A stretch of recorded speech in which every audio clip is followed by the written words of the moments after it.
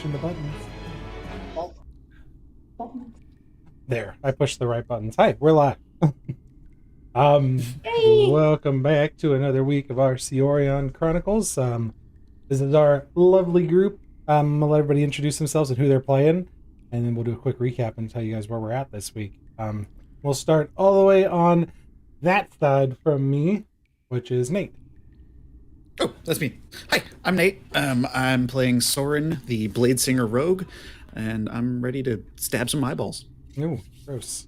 And then next to him, we have Zach. It is oddly specific. Hi, everyone. I'm Zach. I play Doran, the Dragonborn Barbarian. And then we got a twofer on one camera today. We'll let them introduce themselves. All right. Hello, everybody. My name is Magic, and I play Tarak Osterop, and he is a half-orc monk. Hi, I'm Sarah. I play Max Mill, the Tiefling Sorcerer. Okay. And next to him is Josh. My name's Josh. I play Diggin, the Warforged Rogue. Yeah. And I'm Ben, being the DM, and kind of get this show rolling. But these guys are all fantastic, and we're happy to be back streaming weekly now. We took some time off and decided we all really want to stream and keep sharing our game with our friends. So here we are. Last week on our adventure, I don't know what happened there. Hold on What? 1 second. I think my little, yeah, it went crazy. 1 second. It's gone now. I was on. I know. I'm so new at this. I haven't done this in years. There's this fancy studio mode that I was on, and it was like suddenly my little BRB screen decided to kick on and be super cool, and it had music. Who knew? So, anyways, it was some very cool music. I was very excited for it.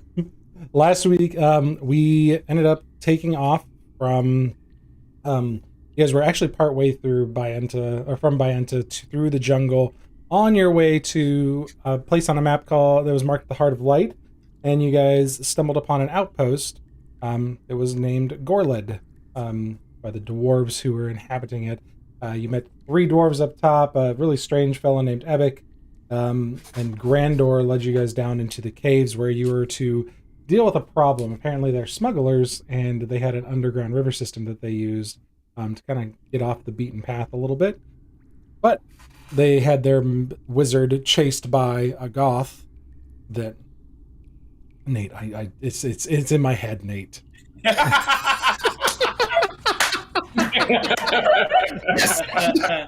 Yes. It's Can we so have much... for, like, the fight music? I'm pulling this out. No, it has to be on stream now. Yeah, we need some Depeche Mode and some. That should be the little black box. Just like some Nate, let me see if I That's can the just slap guest. this over here. There it is. The goth. Nate remodeled the goth for us. I want to call it like a gout now, a gout, because I refuse to like have it be that. Yeah. Anyways. It's not a phase, Mom. Who I am! Good you don't lord. understand me, God. So that was I'm gonna go horrifying. live in a cave now. He's living in a cave. Completely threw me off my game because of that madness. Oh no. Sorry. Anyways, so yeah, Nate designed us a newer, better goth, I guess, and it was a goth. So yeah, that was the whole point. Ebic was like, "Hey, I can't get my ship out. He's got my people held hostage. Please help us out." And you guys said, "Sure, we can do that." In exchange for a very awesome exchange, actually. Apparently, Ebic works for a pirate woman who is pretty well known in pirate circles north of Kutala, and he's a merchant, not necessarily a pirate, but there may be some ins for you guys there, and you wanted to explore that. And also, Ebic said you could borrow his ship for free transportation wherever he's going. You guys can just ride along with and get transported wherever you need to. So, awesome to have a ship when you need it, if it's available. But, they're pirates. Let's see if we trust them, right? So, we left off on board the Hickleton as some poor goblin who was in charge of translating Undercommon for this strange creature was trying to have a conversation with Diggin. And things went sideways, and I need everybody to roll for initiative as soon as I put you all in combat. Do we get the surprise round?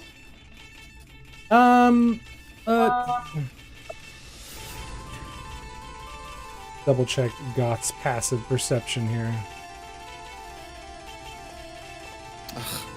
I was real terrible on initiative. Yeah, same.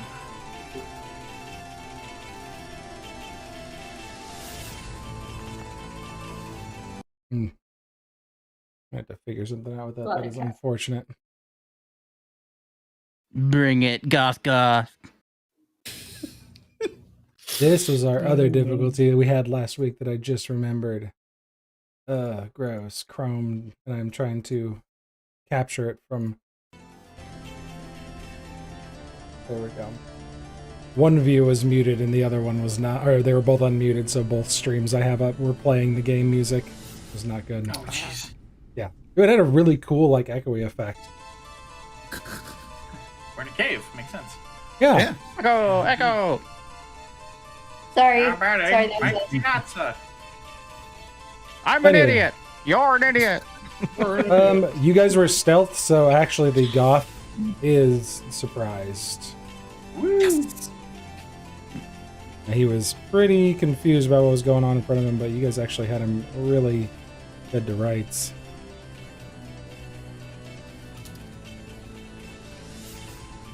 Okay. Oh, first up, let's see, Maximil, what was your initiative? 1. Ooh, Ouch. Let's modify initiative. If I'd have a 3 total. Oh, okay. hey, it could count for something. Tarak, what did you have? 17.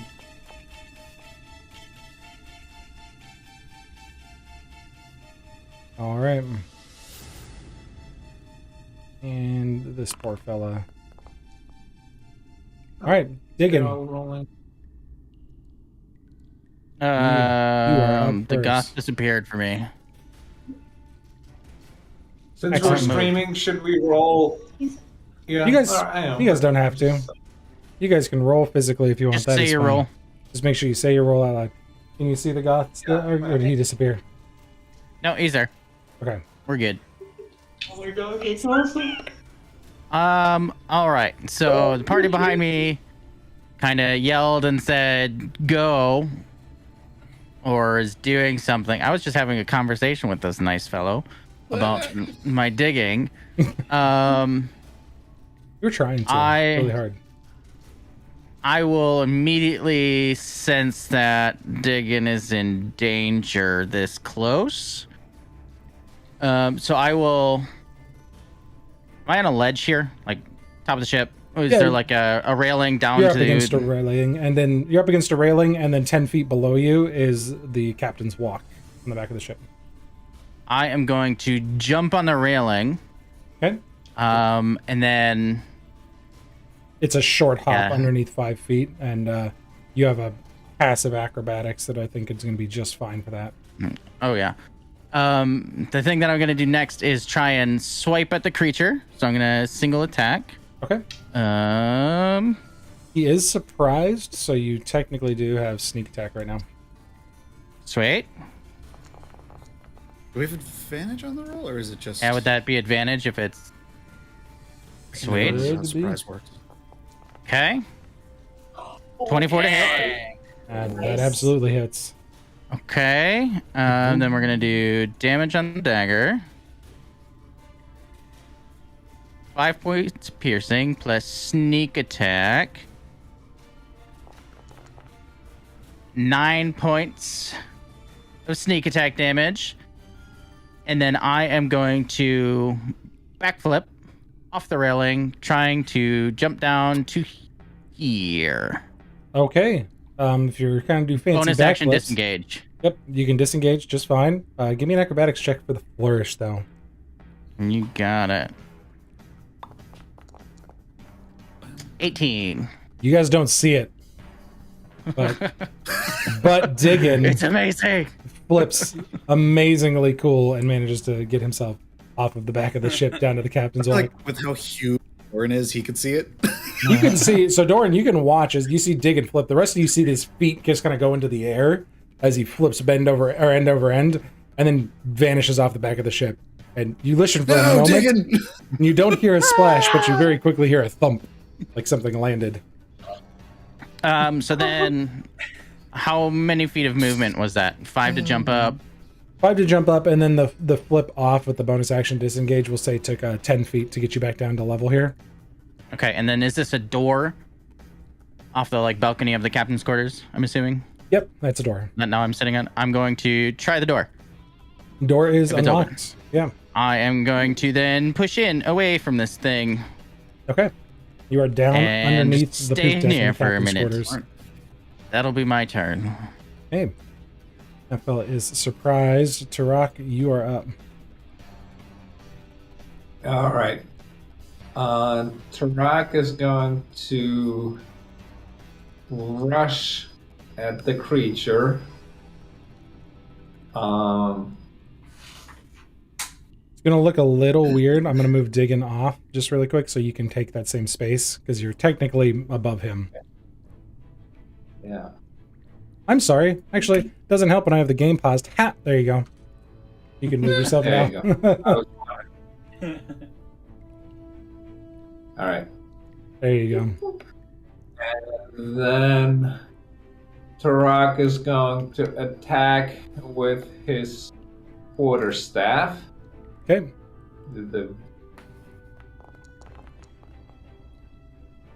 And 22 that hits. is a 22 to hit. Yeah. And is going to do versatile damage.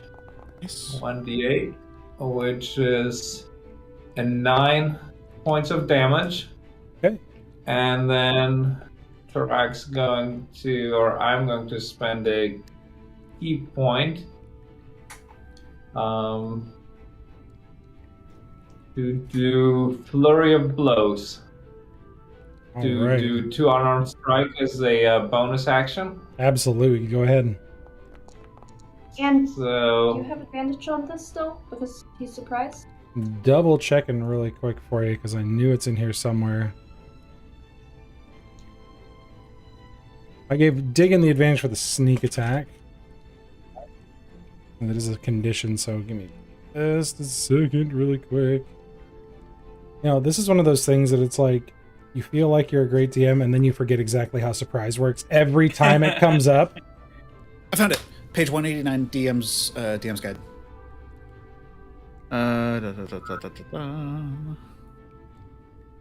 Can't move or take a reaction until your turn ends. You can be surprised. It does not grant advantage. So I gave Diggin advantage because of rogue sneak attack, but other attacks will not have advantage. all right. So that's a 17 to hit for the first unarmed strike. That hits. 17 does hit. All right. And that is a 5 points of damage. Got it. What's damage? And then the second unarmed strike. Attack you. Thank you. Sorry. And Good the damage. attack is a 13 to hit. It's good damage, but unfortunately, it is a miss. Oof. It doesn't hit. Okay. All right. That's all right. All right. Anything else for Tarak? Nope. Tarak's just gonna stay and see what's gonna happen. Okay. The goth is up. The goth. And he's surprised, so can't move or can't do anything but get the surprise condition removed. Soren, you're up with Doran the ginormous on deck. Okay. Yes. Am I able to move past Doran right now? Like, can I slide Yeah, a little actually, bit past so on the moving. Legs. Just go That- through Oh, his stand a legs. little bow-legged. You can walk Yeah. between my legs. So you can Okay. always make an acrobatics check to try to maneuver past Yeah, I'll someone do of the that. same size. But since he's a size larger than you Oh. right now, you can just slip right past him. Sweet. Okay, so I'm gonna just kind of excuse me, hold on, and I'll see this thing flying up there and look at my sword and look at the length and just go, I go ding ding, tap the little circlet and cast Scorching Ray. Okay. So that is 3 attacks with, I think it has a set modifier for it. Let me check here. Circlet of Blasting with a +5 bonus. Okay, so I'm gonna roll 3d20. Okay. Oh, damn. That's okay. So +5, 18, 23, and then like a natural 1. So that one definitely misses. Okay. 18 hits and the Um, 23 hits, so and the natural one. Okay, cool. doesn't. So that is, I think, it's 2d6 each, right? Yeah, so Yes. 4d6 total. Yep. Okay. So that is 10 fire damage for the first one, and another 9 fire damage for the second one. Oof. Okay. Not bad. I'm just kind of like looking at it. Does it look like it hurt it? Or does this thing feast on spells? Just like,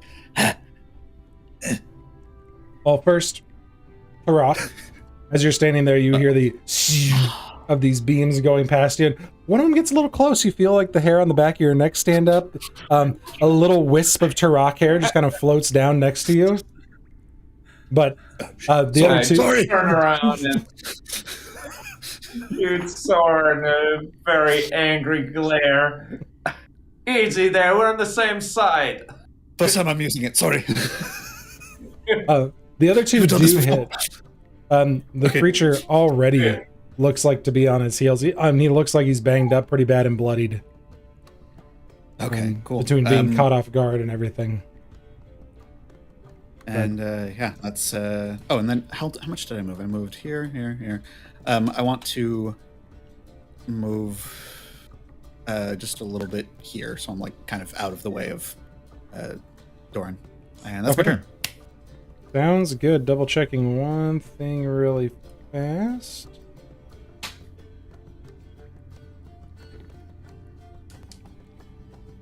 Doran, because of the stature of you and your weapon, I'm also going to grant, since you're using a two-handed weapon, that you have 10 feet of reach with this massive weapon you're okay. swinging. That will help. But you get, Just please don't this- hit me. because of the mast, the The mast is getting in your way, and there's a mast up here with the beams crossing it, and you're trying to climb up a deck that's intended for someone half your size, literally. So it's a bit of a squeeze. You're gonna get difficult terrain trying to navigate the size of you on this ship, so you can only get half of your Okay. movement. All right, so I'll get 15 feet instead of 30. Okay, let's see here. I think I can get to like here. You should be able to get to. Yeah, I would do. Yeah, go Yeah, you can do it. diagonal. Yeah. Okay. From here, am I able to get to the Gauth?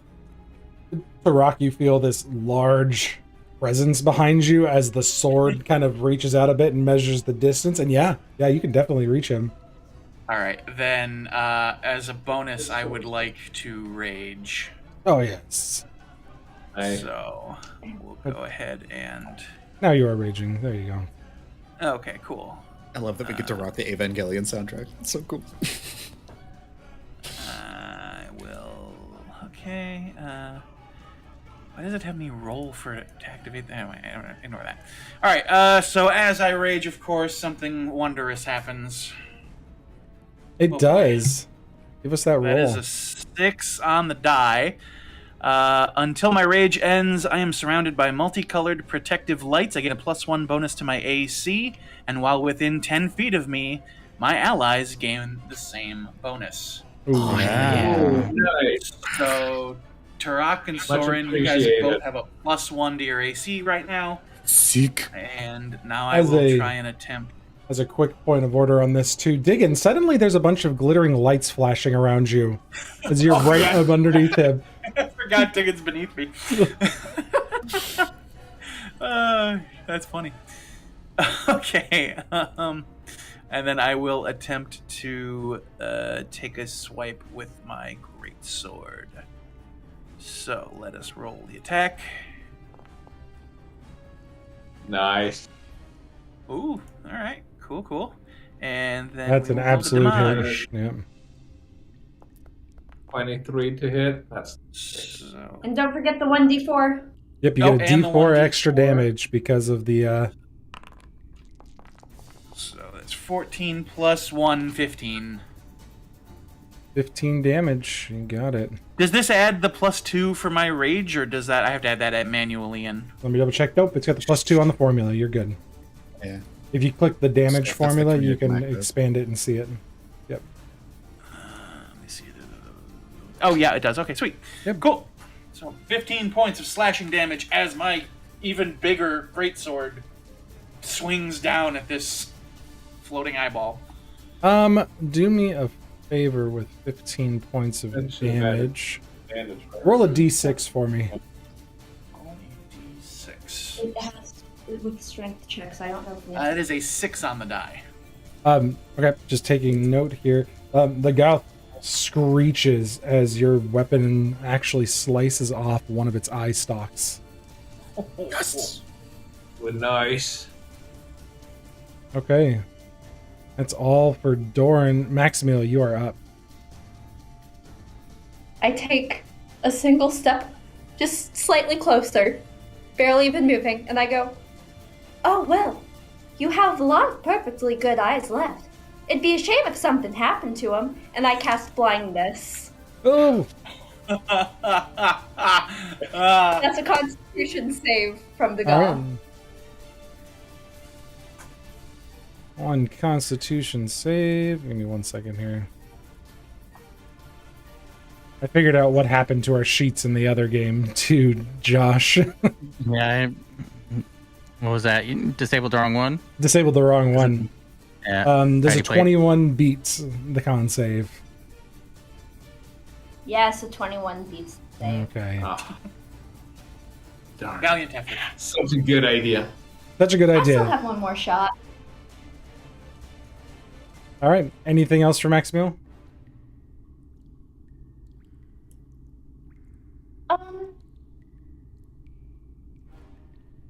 No.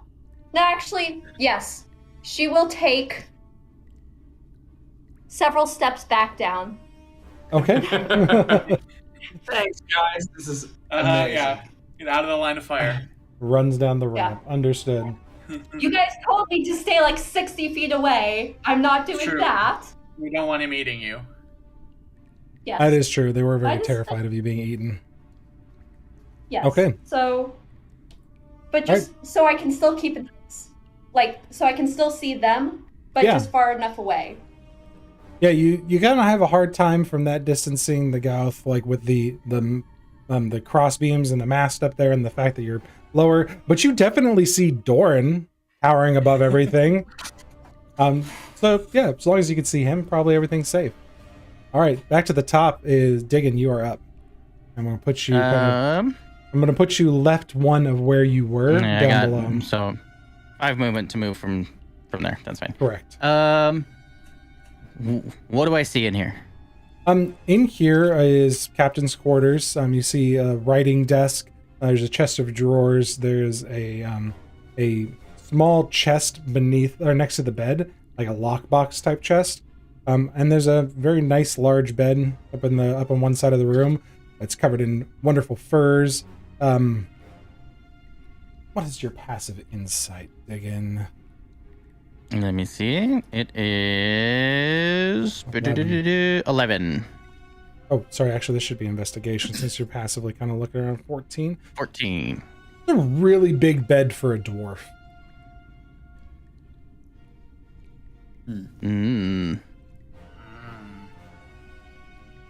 Stolen shit, maybe? Resounding. Okay. As long as there's no like immediate threats in here, I will continue to move, but I'm gonna do it stealthily. So I'm gonna bonus action stealth Okay.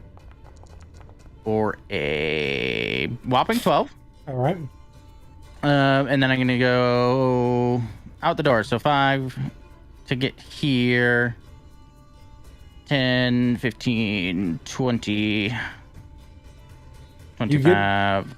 You get to the door, and those doors are locked. Okay. I mean, I'm in the inside, so it should have a latch, right? I can unlock. There is a very complex mechanism on the backside of this door. It seems to have all sorts of gears running with multiple iron bars kind of sticking into both the hinge side and the interior side of the door. And just kind of glancing at it at first, you're not really sure how to work this lock from this side even. But Okay, it is definitely rigged on top of the door as if it was added later. Okay. So then, am I going to assume like the picture is accurate, like desk, bookshelf, yada yada yada? Yeah, we'll just go with that. That's fine. I will then move back. So then I will go over here, and I guess take my action to properly investigate, see if I find anything cool, because I'm stuck in here. Okay, make an investigation check. Hey, 7. You find a ledger on the desk. That's kind of the first interesting thing to you, and you get caught up for a few seconds, kind of flipping through and reading. There's a manifest of goods that they're moving, but you're proficient in thieves' can't. So there are manifest of a few things that make sense, and then there's discussions about stopping to like make sure to visit this port to see family. I haven't seen my cousin in a long time, and you know he said things have been very good in town, and I have multiple bushels of wheat that he is supposed to be paying me for on a shipment. So there's a lot of double speak of just like visiting family, seeing people that he hasn't seen in a long time. That kind of make a quick investigation check again for me, just to this is specifically for the thieves' cant to see if you can figure out what he's saying. Okay. Because you get the gist that he's got good jobs lined up, and he's dropping off goods for large amounts of money in a few places. Specifically, you can find references that would make you think that he's delivering some weapons that may have been lifted off of a ship somewhere, that are new blades. They're not stamped with a maker's mark. And the other thing that you find that he's maneuvering is some Ilgus root, which you probably have heard before. Ilgus root is a drug in Cyorion. Specifically, yeah, Diggin's actually probably you're probably aware of the effects because it's been grown before. It's a wild plant, but if it's distilled properly, it can actually accelerate the effects of alcohol multitudes. So if you have a drink with Ilgus root, you're basically going to be in a stupor. It's like a roofie at that point. It kind of makes you black out and forget what you're doing. If you just mix it with a single glass of alcohol. So you know that there are weapons and Ilgus roots somewhere on board.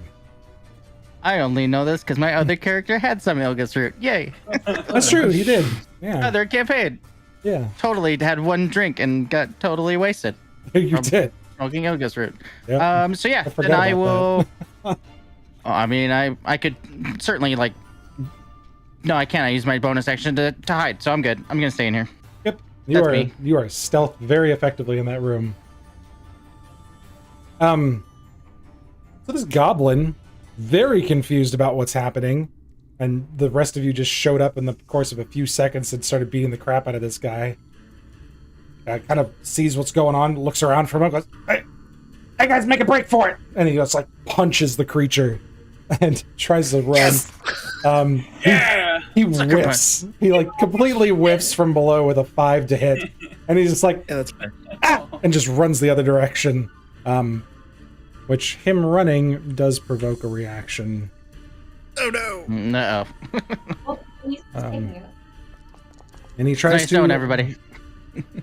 The little goblin gets bits, but nope, does not meet the AC. So he rolled max damage too. Scary. Well, no good damage, but anyways, yeah, goblin's like, goodbye, and he runs right past you, Max. He's like, excuse me, wait me, gotta go.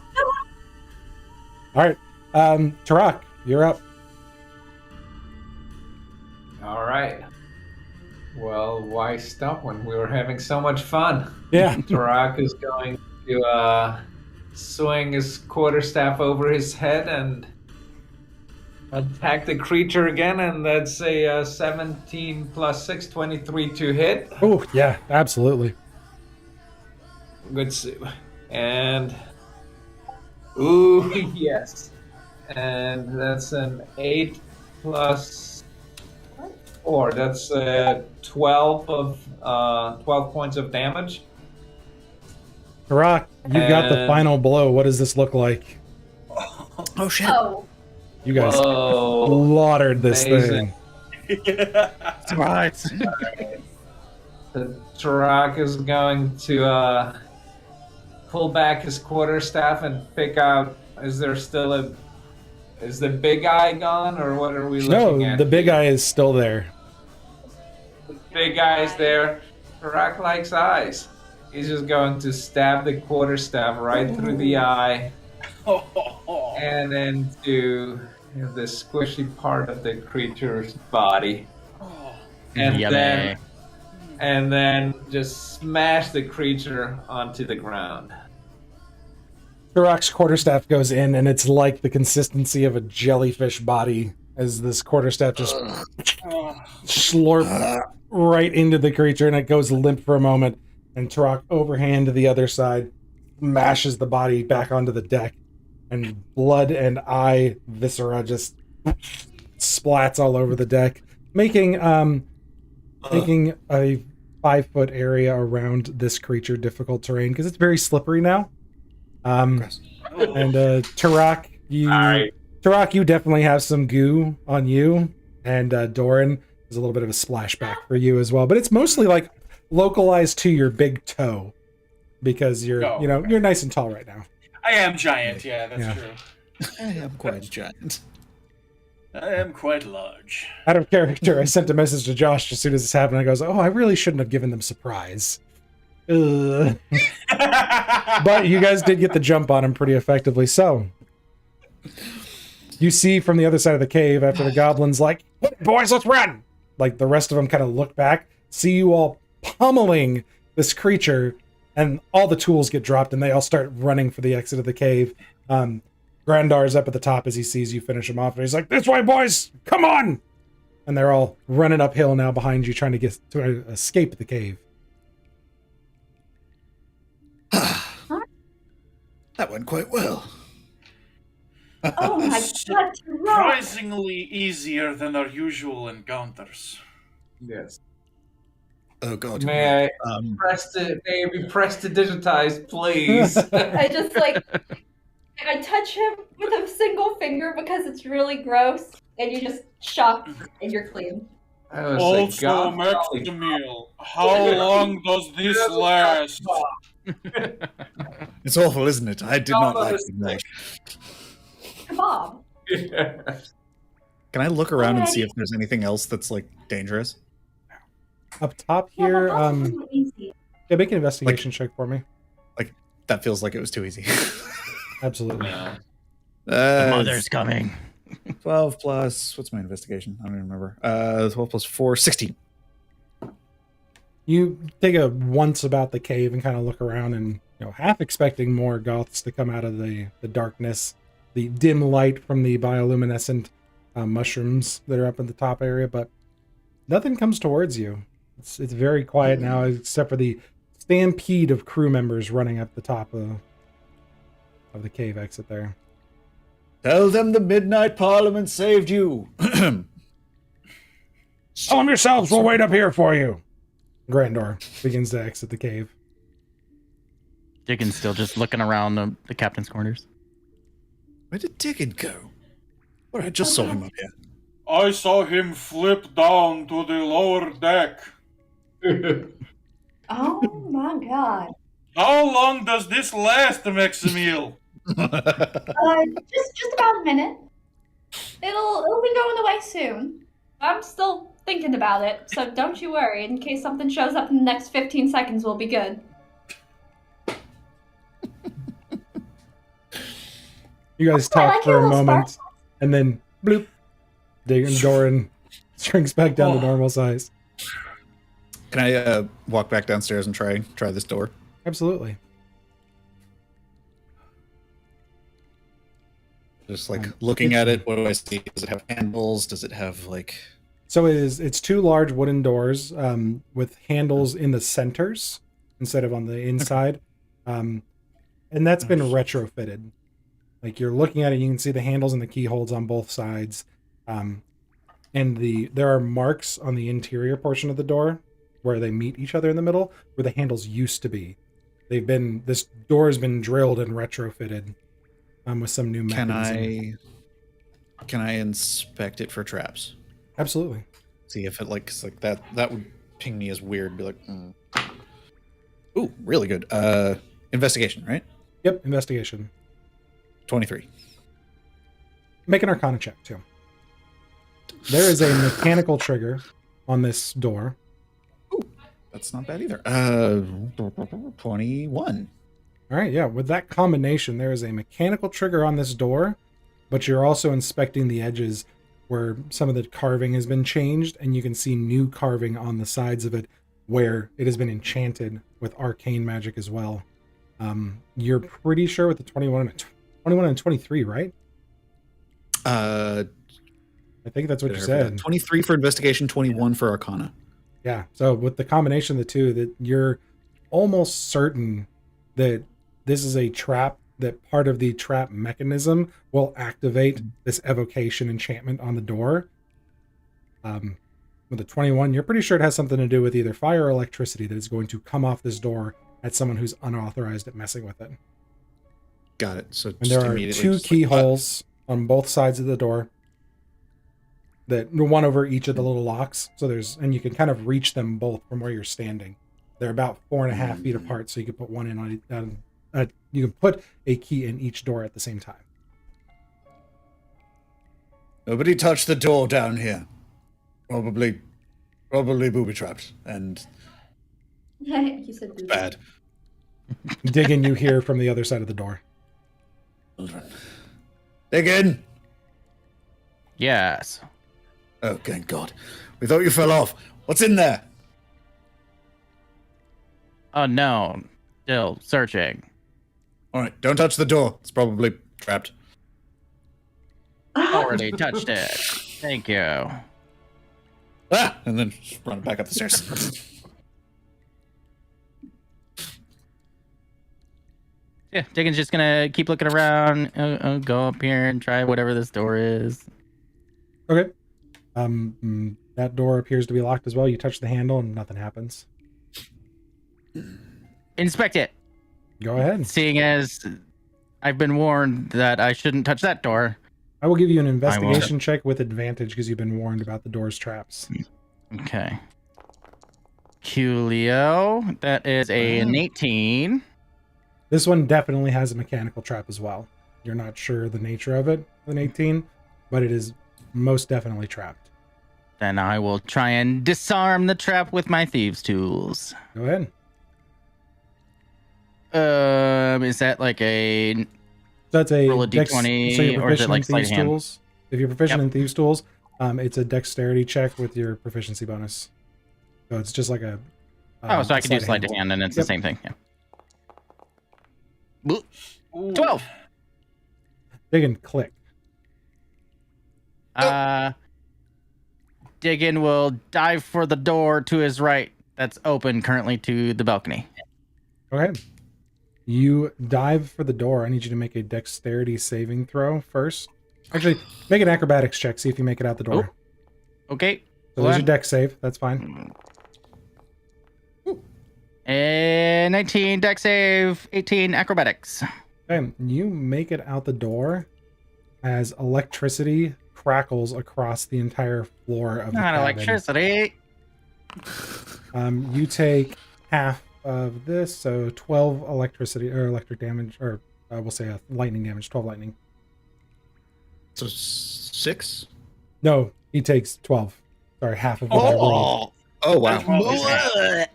Ooh. We all hear the crackle. You all hear- boom, right? You hear a little click as the entire area echoes with electricity. Dig in. That sounds familiar. And you are now out on the walk. Did the door open? No. Okay. I'll be like face down.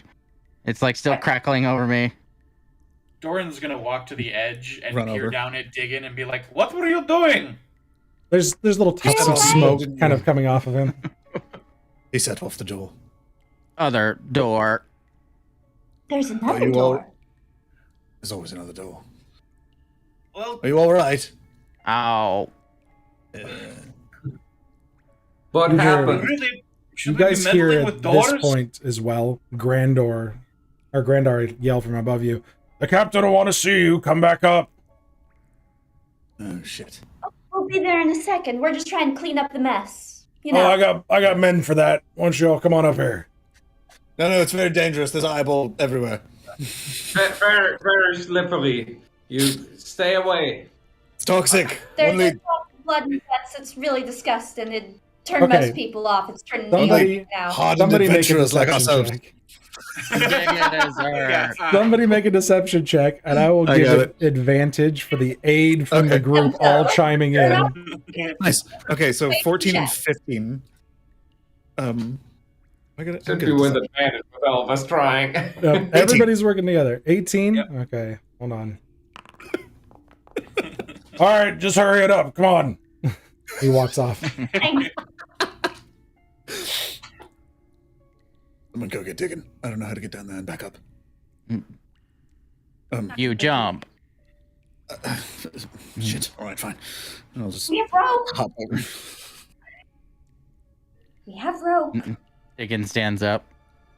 Don't touch that door. Either.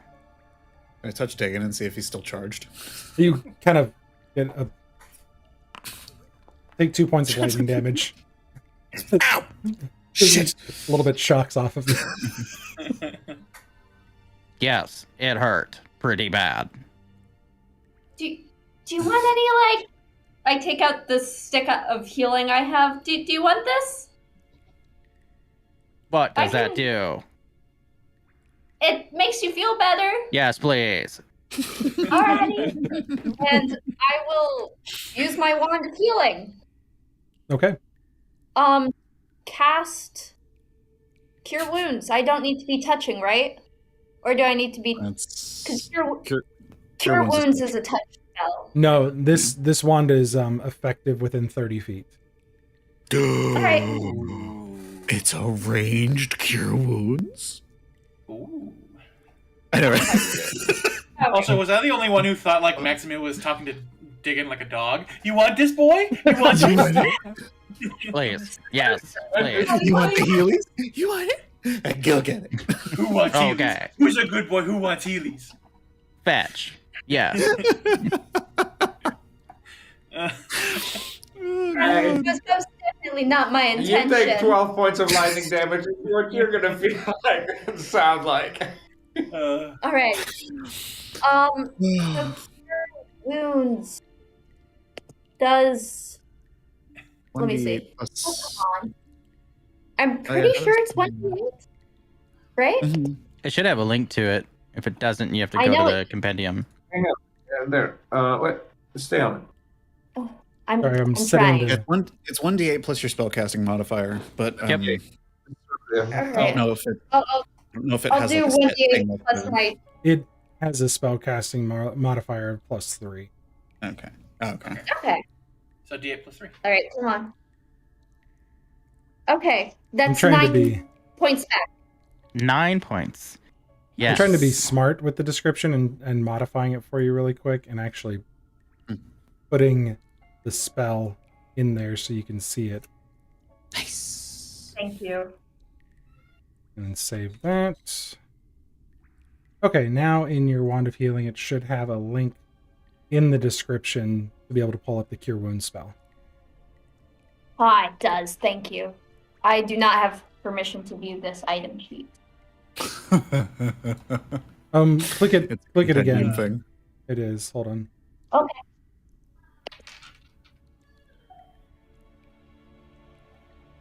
Actually, why don't I just do the not smart dumb thing and configure permissions to make it so you guys can observe all spells? There. Now you should be able to There click we it and go. see it. All of the spells. Very cool. Smart system is Foundation. smart. You're welcome. Okay. So Diggin will turn to Soren after feeling now much better. They are delivering pretty illegal things in the ship. Oh, like what? Unmarked People there. weapons. No. Drugs. Possibly. And whatever in that door. We shouldn't take too much of anything then. I feel like people get touchy about substances. Curious about the weaponry, but my better judgment might be getting the best of me at the moment. I think we should leave it.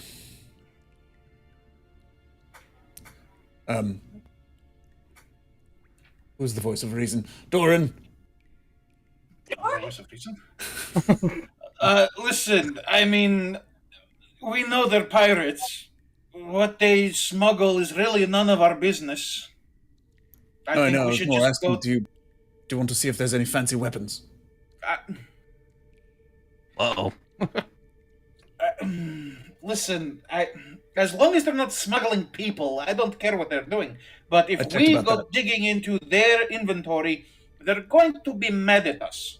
That's a fair point. Fuck it. All right. I'll pull out some rope and just like toss it up. Someone catch that. I'll grab it. Diggin's just gonna run and jump off the banister and kind of jump upwards to the top. make an acrobatics check. I just want to see the with style. Whoa! Oh. I was doing it for style points. Not necessarily a failure, but digging, having been nimble and taught in, ways of getting around if you needed to, and just being a generally agile person. It's about a 20-foot vertical leap. You had a running start. So I'm going to give you the cool factor of making the jump because it sounds really fun. But at the same time, the rest of you see Diggin, like, as he jumps, leaps, tries to get up there, puts a hand on the banister, slips, face plants onto the side of the banister, just and he rolls across the deck up on top and lands about there. Just slowly climb my way up there and just, thank you. I look over as I'm holding it up like, Biggin, you okay, buddy? Electricity hurts. We'll eat those. Yes, I'm sure it was the electricity. It's okay. If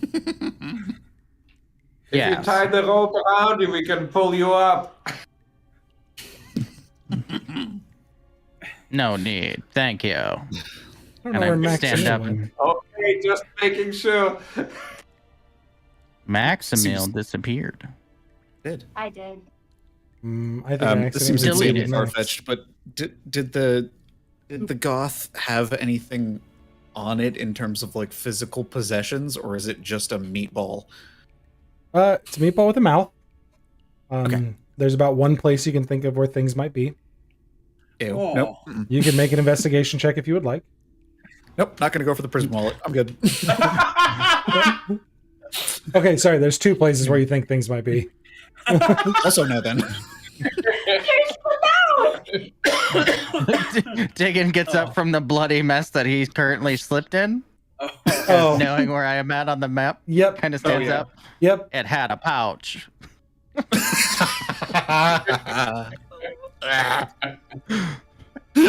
We broke Ben. Yay! Just poor Diggin. He's having a day. Can I? This is a weird question. Slightly morbid. There's no weird, morbid questions so far. We've been doing okay. I want to take one of its little eyes as a trophy. Nice. Sure. Make a survival check. Survival check. Okay. Really just Just wanna, cutting like, off the jot- eye stalk, but I just want to jot down notes about like its eyeliner technique. That is natural 20. Ooh. Nice. Probably the only one I'll get. delicately not actually damage anything. You cut the stalk off at the root next to the body, and preserve this entire eye stock. And then with some quick thinking on survival, you think about what you got in your pouch, get into your rations, grab some salt, you coat it in salt really quick, wrap it up in a piece of linen bandage, and stick it in your pack. You have a preserved Gauth eye stock now. And you just take that in personal notes somewhere. Karak looks at Doran strangely. What are you doing, my friend? Is this a delicacy of your people that I do not know about? Doran's just like, what? No, I don't want to eat this thing. But it could come in handy as an intimidation tactic. Oh, yeah, it could. Like, I killed a beholder, and no one would know the difference. My mental image is getting horrible and just hilarious. If you say so, I will take your word for it. What's the worst that could happen, huh? Me breaking. Why would you think that? Okay. What would you guys like to do now that you have this eye stock that you're holding and showing people, and it's like flopping about as you're talking to them? All right. Just to clean face, I will prestidigitize the ground. Okay. So it looks like we tried to clean at least a little bit. Yeah, you get most of the goop out and kind of fling it overboard, and it lands with a sloppy, wet noise into the water below.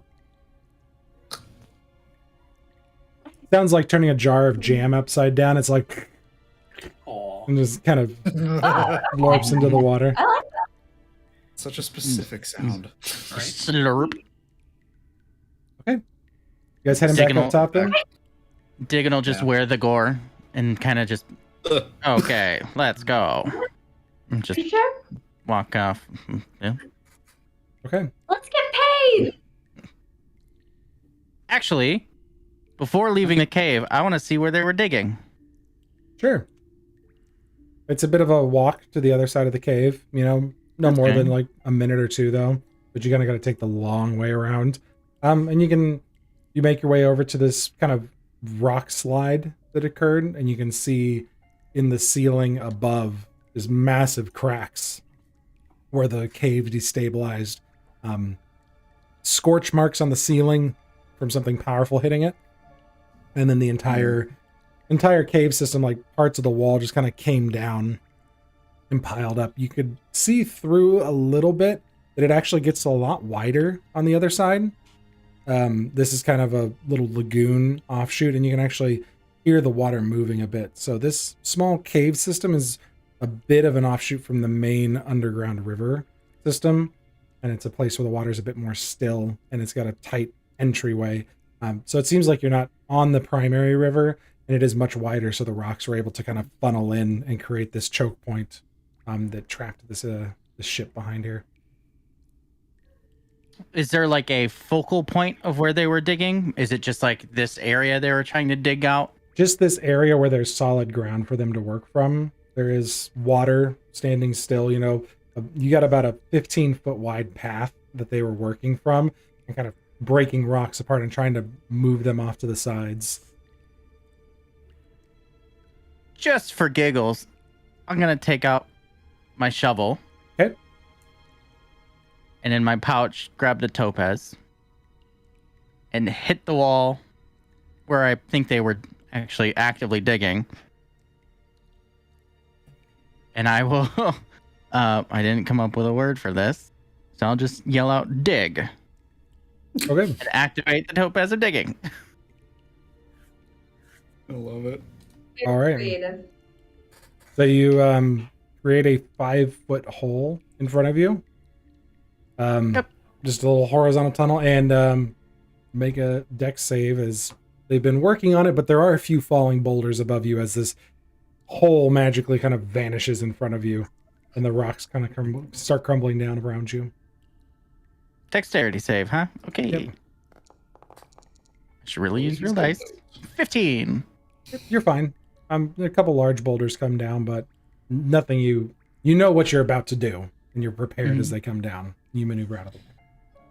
Just step out of the way. Does it reveal anything important or just more soil? It opens up actually a lot more to the other side. You get a few of the big rocks out of the way.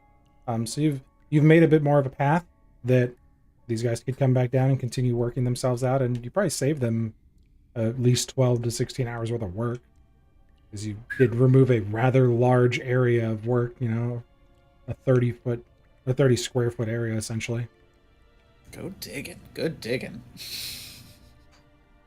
And I can only do that once. Ever? A day. No. Oh. I was like, oh. Usability. Okay. All right. Yep. Unfulfilled, covered in gore. Turn around and just walk out.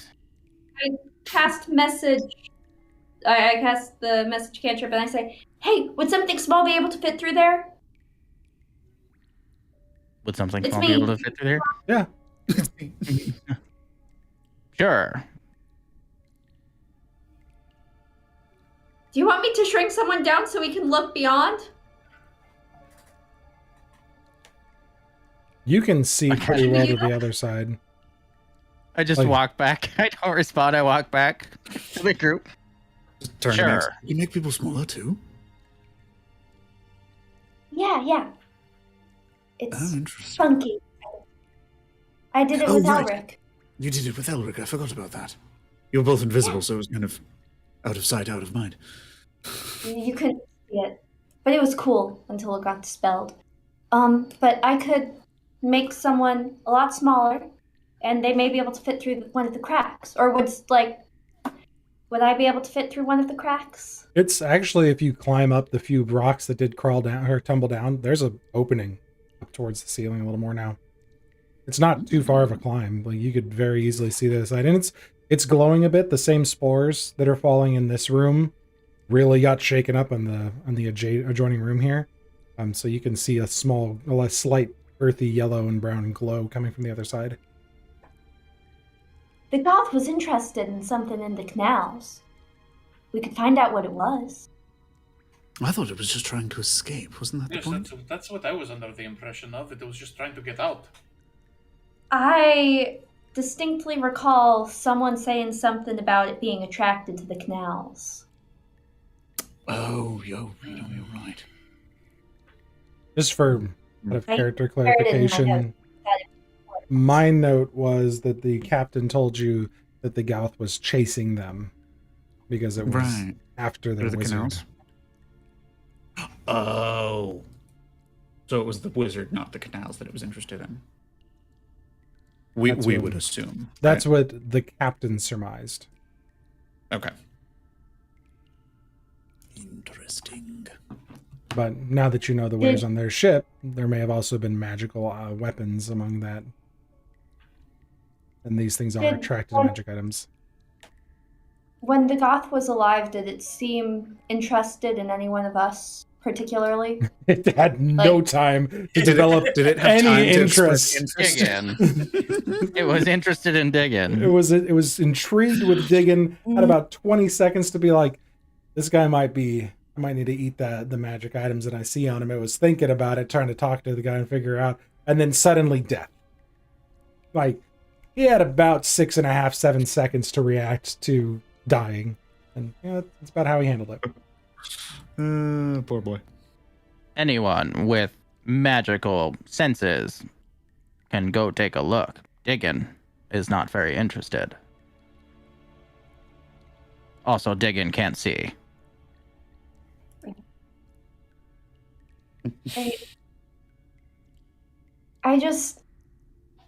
I want to look through. Sure. Can I climb up and peer through? Mm-hmm. The rocks are a little bit unstable, but some of them are large enough that you can find secure footing. So it's a little bit of a difficult terrain type movement. You're scaling boulders, but it's not a dangerous athletic requirement type climb. And you're able to scale up about 15 feet pretty quickly.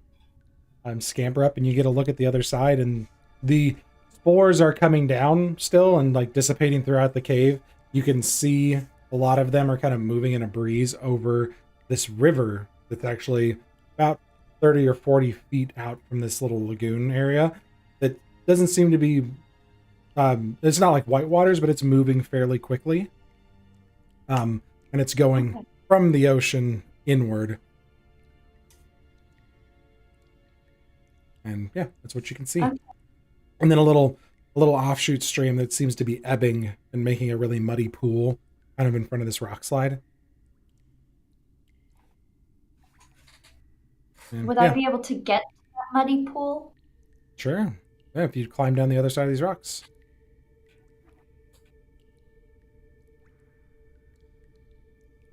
I'm curious. I just want to see it. I'm sorry, guys. Nothing wrong with that at all. I climb to the other side and I look in the muddy pool. Okay. Are you letting any of us know about this? The rest of you see can watch it Maximil. descend. Maximil just scampers over the other side. Okay, so yeah, I would just kind of follow behind, like, Max, where are you going? Hi. I'm Alright. looking at a pool. So this is the inlet to this lagoon area, but it's creating a muddy ebbing section of water because it's getting caught up in these rocks.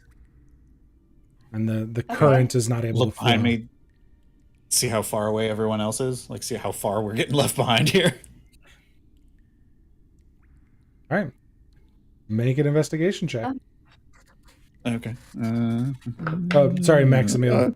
Maximil for the pool. Oh, got it. Okay. Can I make a dancing lights go into the pool? Yeah. So it's better illuminated. They are very obscured within 5 feet. Rocks All right. falling into water like this stirs up a ton of silt, makes it very difficult to see. There's a lot of dirt that came down from the ceiling. It's pretty tough. And what was your investigation? I haven't rolled yet because Okay. I want to see if there's one more thing I can do. Yeah. To help me with this. Okay.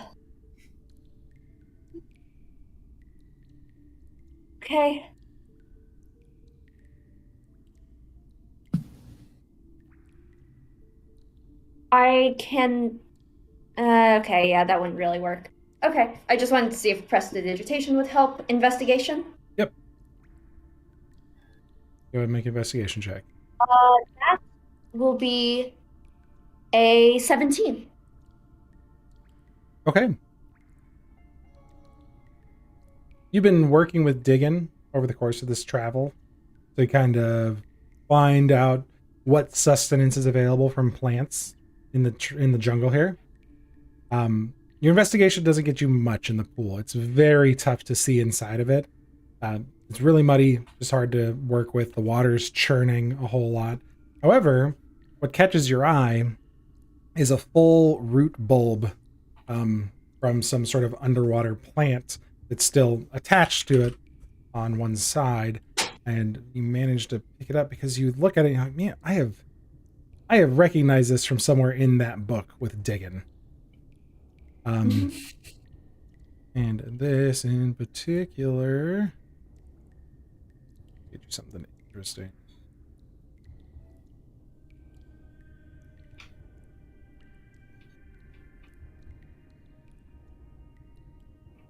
As you pull it out, this giant root ball, and you get these huge petals.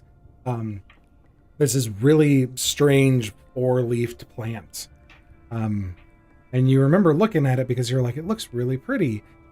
What's interesting about it is under the glittering of the spores that are coming down, each of these massive petaled fronds glistens and looks like stars among the night sky on its leaves. It's got very dark petals. But this is a Cosmos Glonde, is what you find. I'm going to put that in chat for you. These particularly were interesting, just as you were kind of flipping through the book with Diggin, asking them about stuff. They have a high price. They fetch a good amount of money just by themselves. They're pretty rare. One of the interesting things that you discovered as you and Diggin were talking about the things that these can make This is an item utilized in creating a potion of clairvoyance. Whoa. Holy shit. But you have a Cosmos Glond now. One piece. Cool. Alrighty. I put it in my backpack and climb back over. Okay. And say, I got a really cool plant. Her arms are a little wet. You know, there's like water dripping out of the backpack a little bit. All right. Well, I suppose that's good. We'll have that book. Create a potion of clairvoyance. Mm-hmm. What does a potion of clairvoyance do? I just read it in the book. We'll talk about it later. It's amazing. You'll love it. Come on. Any other magic plants in there? No? I just found this one. Oh, that's a good find. If we don't want to sell it, we can definitely make that potion, I'm sure. And then, it's fun. Come on. Okay. The two of you catch up with the rest of the group who's waiting at the ramp up out of the cave. And you begin to make the climb out. As you all get like a little bit closer to the surface, you can hear, raucous laughter, a lot of cheering, people celebrating that they were able to get free of the situation. And you can hear them all cheering and talking, and everyone seems pretty preoccupied when you guys are heading up. What you guys like to do is you're kind of approaching all of them.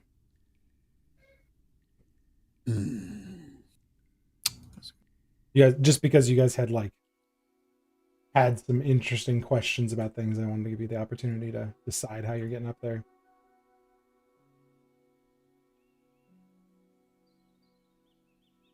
Wait.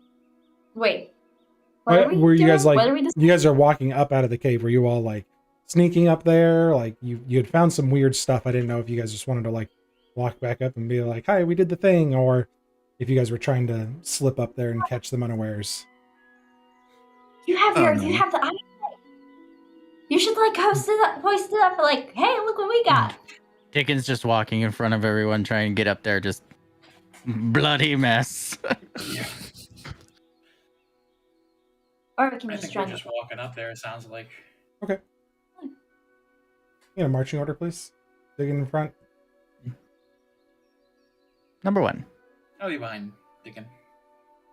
I guess I'll be, middle? close to that. Yeah. Karak can follow Sorn. Okay. Stream's gonna look a little bit weird for a second. Cameras are gonna disappear. Diggin', you don't notice anything, and Zach, you're coming with me for just a moment. So apologies. Stream's gonna look weird for a second. Oh no. Whispers don't work well on stream. These guys are gonna get to see them. Oh no. But I mean, you can go and whisper, and we just don't listen to the stream. that's true. Okay, and the rest of the stream gets to witness this, system. bud. All right, boys and girls. Oh dear. We need a whisper window. We do need a whisper window. Yeah, I'm gonna have to make one or something. All right, we're right back. Hi, Zach. Oh dear. I'm so worried right now. Okay, you catch something very odd as you walk up there. Okay. The men and women that were digging are cheering for their captain, and you're pretty sure you hear someone say, 3 cheers for Captain Arley. And then as you kind of crest around the corner and get a look, Grandor's like, oh, welcome back. And you look over the crowd and you see this tall woman there. You glance to Grandor and you look back and the woman's gone, and Ebic is pushing through the crowd towards you. Oh jeez. And we'll take you back up. Okay. And we're back. Turn the video back on. Getting that back out. Sorry, stream. Give me just a hot second. Things will be weird for a moment. Boom, we're back. Okay. Woo. But the rest of you, your Grandar, as you guys come around the corner of the cave. Oh, heroes, good to have you back. And you all see Ebic pushing through the crowd up towards you. Goes, oh yeah, y'all did a fine job down there, don't you know? You took care of the big creature, and now all my friends are back. And thank you very much. Of course. Glad no one was hurt. Well, except for Diggin, but that was something else. Oh, Diggin, how'd you get hurt, bud? Oh, he slipped in the gore. Oh, it's a. We're gonna have to clean him up later. All the crevices. Well, I know a little bit of magic. That's why I didn't want to go down with you. So let me clean you up there, Diggin. No, thank you. Oh, okay. It's just a little simple cantrip, but No, you use it thank to you. clean floors and to do dishes That without is having to get okay. your hands wet. No, okay then. Well, No, thank you. There was the matter of payment. Oh yeah, no, yeah. We're not gonna leave you all unpaid. No. Okay. Well, I got my little sack of coins here. Here you go. And toss over. I think it was 120 gold was what they had available. 130. 130. Yep. So 130 Okay. gold available. And yeah, if you ever. Of the gold, and we split it up evenly between us. Okay. Do we get a tip because we did it so quickly? Oh, And escaped without any loss of life. Yeah. Matter to We sneeze saved at. the life of your goblin friend. He could have easily been caught in the crossfire, but he wasn't. Well, you know, More than I really appreciate y'all doing that for me, but unfortunately that's all I've got available right now. Is just that bit of money. Appreciate Can I it. inside check Thank that? Yeah, you can see if he's lying to you or not. Oh, 12. Oh, but I have good insight. 18. You guys all got 26 gold if Turok split it up for you evenly. Cool. I Let's can't do math. take a What is look 26 here. plus- You can just hit the plus. Like if you click in your inventory, you highlight it and hit plus 26. Hit enter, it'll add it. Simple math. Yeah, I mean, Oh! Ebic seems truthful. Oh, God. Oh. I mean, he seemed to be in a bad way. Really glad to have his friends back. Sad he can't take better care of you, but that's all he's got available. All right.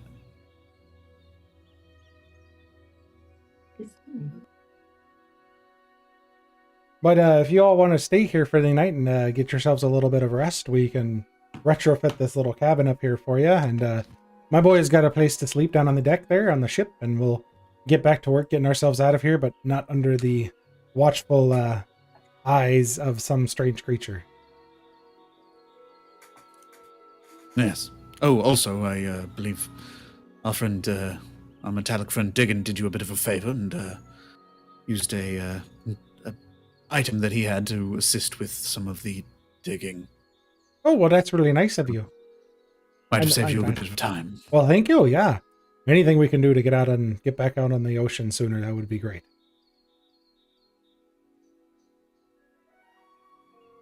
But if you all want to stay here for the night, we're definitely going to be celebrating a little bit there. We're really happy about being, free from the clutches of that creature. Yeah, I'm glad. Thank you for And your if you would- hospitality. I think we have pressing matters. We should really try to make up some time. This was, as I mentioned when you first pulled us in, this was a bit of a detour for us. We're actually engaged in something. What time of day is it? It's about 1:30 in the afternoon. It's midday. It's a fairly covered portion of the jungle, so I mean the heat's not bearing down on you too bad. We still have a good bit of daylight that we should probably capitalize on. Well, okay then. Well, thank you all for helping me out there, and you all have safe travels. Then we're gonna get back to we're gonna enjoy ourselves for the afternoon, but then probably get back to work tomorrow. Are we sure we don't want a nice place to rest? We can make camp on the road. It will be fine. And I just want to I want to try and subtly give Maximil a look, Tarak catches the look. I agree.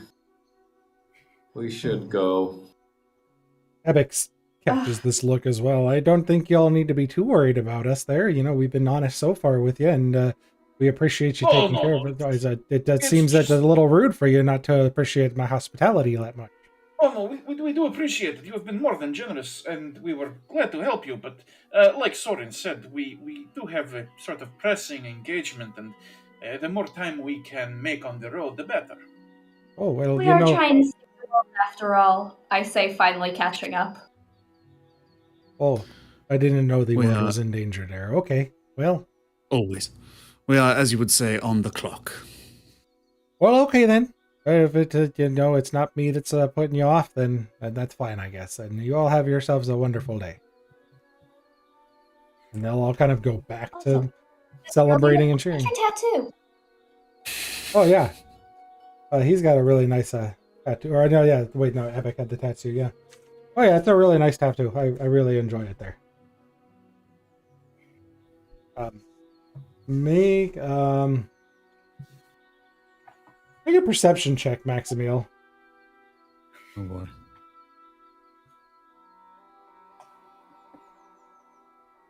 Nine. 9?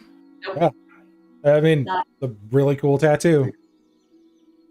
I can't. Wait, would this be a social interaction? Oh, Yes. yeah. Don't fail it. Yeah, don't fail it. Don't screw it up now after that whole thing. A 12? Well, The tattoo looks different. Oh, Nanny? Nani? mhm. Like, shh. Well, I don't know. I don't see shit. Never mind. Like, Like, different how? Before it had a tattoo of a serpent kind of eating the eye socket. Now it's an orca eating the eye socket, and it looks like it may have been trying to be a serpent, so it's kind of like elongated. And when you point it out, he's like, "Oh yeah, it's a real nice one. I'm really proud of this," and kind of like covers it up a little bit and was talking about it, and like touching his face. Could I make, like, an arcana check? Or something? To see if it's magical? Are you going to try to investigate his face in front of him? Just want to clarify. It's a very cool tattoo. You know, I was thinking of getting a tattoo or something, like of a dragon. So it's Oh, similar yeah. to the serpent you have. Well, there. I got some boys here that'll happily... No, what you need to do is go talk to Steven over here, and Steven does these wonderful tattoos, and he'll take care of it for you. And then as he turns around and says, you know, Steven over here will take care of it for you, turns back and looks at you, and it's a serpent eating his eye.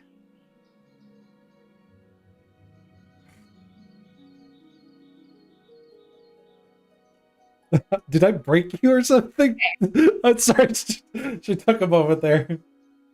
I don't know what the camera froze. I had to sit there and think. This guy's full of barnacles. We should go.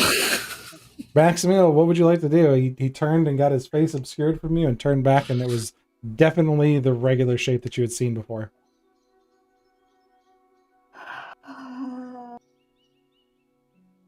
I don't have any spells for that. Does Invasion of the Body Snatchers exist in this world, Ben? Can I read I mean, his we don't have mind? Can I read his movies. mind? Is it a play? Can I read his mind and ask, like, "Hey, what's going on?" And read his mind as I do that with the Detect Thoughts medallion. Oh boy. Yeah, surface level thoughts? Sure. It's like, "Oh, hey, you covered it up. What's wrong?" And- Yeah, surface level thoughts are pretty much, but this girl's getting real weird. I don't understand why she's, getting so inquisitive all of a sudden. can I look around the camp and see if it's weird sizes for dwarfs up here too? just Yeah, like the bed on the ship. Oh. Yeah, make an investigation check really quick. Maximil, really fast too. Give me an insight check as you're reading surface level thoughts. 17. Am I allowed to use inspiration for this too? No, this one's a you investigation type deal. 20. Okay. Natural. So Oh, I need to use real dice. dig in. You get a look around. There are some dwarf-sized cots and stuff up here. There's some longer cots too. Looks like it's supplies just kind of put together to make beds and stuff. There's really not like a this is going to fit somebody in particular. So not like they took over a camp. They actually put up camp themselves. This is definitely put up recently. With the 17 investigation, I'll tell you that yes, this was put up recently.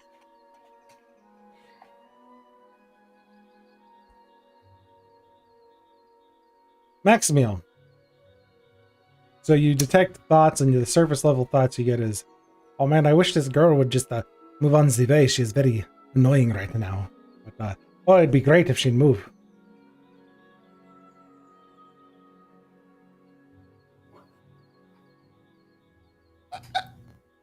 Turn around and walk away. What? I'll just kind of follow suit, like, all right, let's get going. Long road.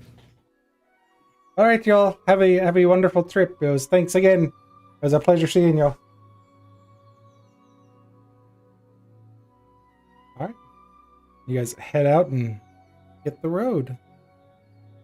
Before we make any, as soon as we're like, before we make any like checks to leave and go back on the travels, you guys get about 150 feet out on the trail, and you all kind of stop and look around at each other.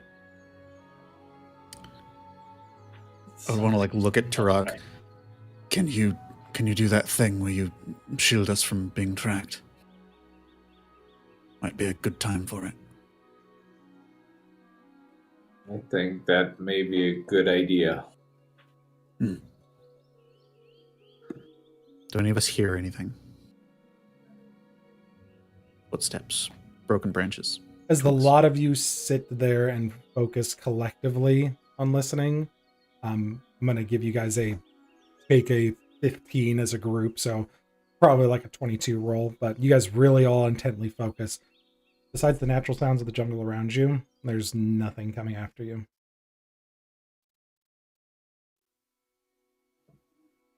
That was weird, right? They were weird. Tarak looks at Maximil.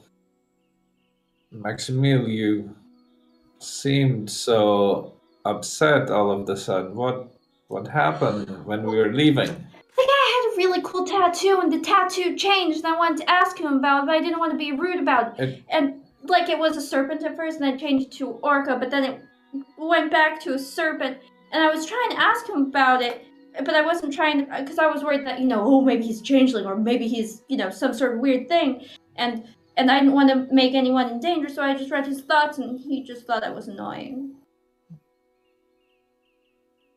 Very sorry, but that That was is so suspicious. perception of you. His tattoo changed. Yeah, it was a serpent, then it was an orca, then it was back to a serpent again. And I thought that was cool, but... Question for Ben. Yeah. Living in the city, have I heard or seen any sort of like tattoos that are like that morph or anything like that?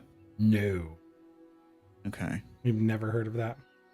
You've heard of art on canvas that is enchanted to move, but tattoos generally, in this world, tattoos are put via ink that can be enchanted for magical purposes. But people view culturally tattoos as a significant mark because unlike magical paintings or other works of art that can be enchanted to move and shift and change, you are branding something on yourself for a reason. Tattoos are kind of I would say across all of Cyorion, stigmatized as you are getting something for a reason of pride or as a mark for someone to Diggin may have heard of people being tattooed as part of trade or ownership. Or not Diggin, It's like a Durin. brand. Thorin, yeah. So I mean, tattoos have a very significant like branding does not change significance because it is a part of the flesh. Got it. Well, I did not want to say anything because you never know who's listening, but I saw their captain. Where? As we were coming out of the cave, I did a quick glance around the surroundings and I saw a very tall woman and I heard them shout 3 cheers for Captain Arley. That's the lady. That's the cool lady. Oh, she was there. I am not so sure she is cool, Maximil. Why? The unseen captain of the sea demon. I do like the name still, I will admit. But she's not cool. And why were they cheering for her if we're the ones who did Anything about stuff? her? I mean, we know her name, the name of her ship, but We know only what they told us about her, how she's supposedly a very vicious pirate, but that he would put us in good graces with her. I don't think why would they he be would have cheering put for us- her? What did she do? I don't know. As far as I know, she just showed up. Did you see Epic when they said 3 cheers for the captain? Was he there standing with her next to her? He was kind of off, and then he approached. But by the time he approached, I looked back and she was gone. Hmm. Wait a minute. You're putting things together. I'm not. Do share, because I'm confused. I don't know if this is possible. But you said you saw his tattoo change. Yeah. What if it could have been more than his tattoo? What if I didn't see Epic? I saw her, looked away, looked back, and saw Epic. What if that is That's why what she I is was- unseen? Because she can change! Yeah, that's what I was thinking, but I thought you said that you saw Epic, like at the same time as you saw her, but you didn't see them in the same room together. Ben, out of character. I You did not see Epic. You did not. I did not see Epic. Okay. No, I thought I don't think I don't know. So embarrassing. I fangirled to her face. Oh, that's really embarrassing. Well, technically, it wasn't her face, but that's beside the point. Does she have a face? Or does she just change whenever she wants? Also, the unseen as your name if you are a shape changer is so obvious. I mean, How did you not see that? right, I just think my mind went to, she attacks from the fog or something like that. The sea demon, it's all this scary pomp and circumstance, but apparently no, it's quite literally, you don't see me because I'm anyone I want to be. See, I'm curious though, if they truly were not intending to do us any harm, why the deception? Maybe Trust, for her own safety? safety. Deception can often be a knee-jerk response if someone's not used to being treated well.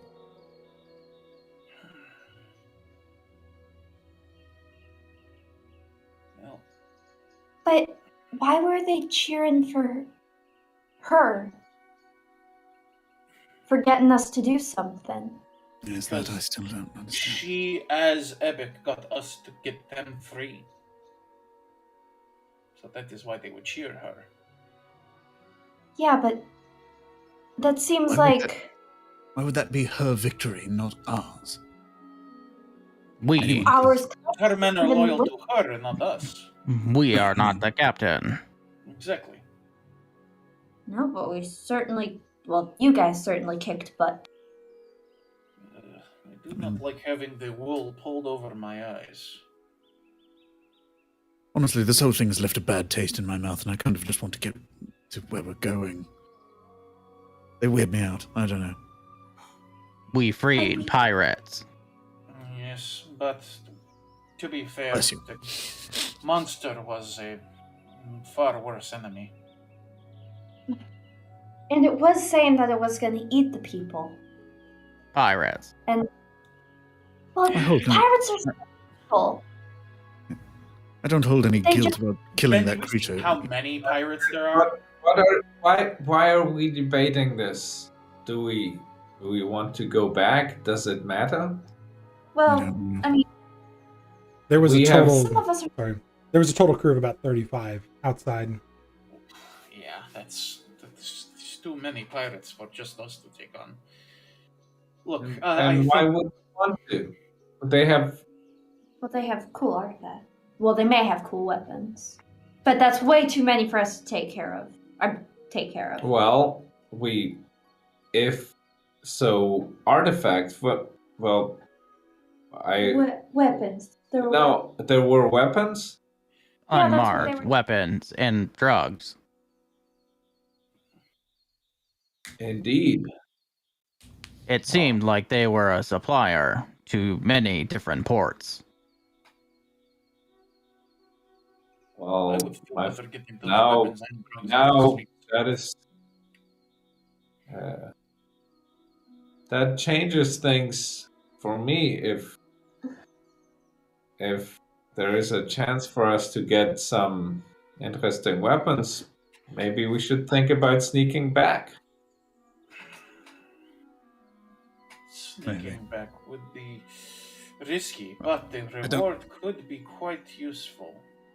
I just don't like our odds of being able to fight our way out if they do catch us. And I'm also a little tired after the fight with the goth, especially after making Doran big. Is that? Yeah. I won't be able- Mr. DM, question. As a, I guess, mildly experienced swordsman and whatever, would I understand any significance of why they would be shipping weapons without a maker's mark? Let's see. Yeah, If not, that's fine. I was just wondering about that. I want you, this is one of those things. It's like, do you have that information? Because it could be something that just comes up randomly. So let me see what I want you to do with this one. Make a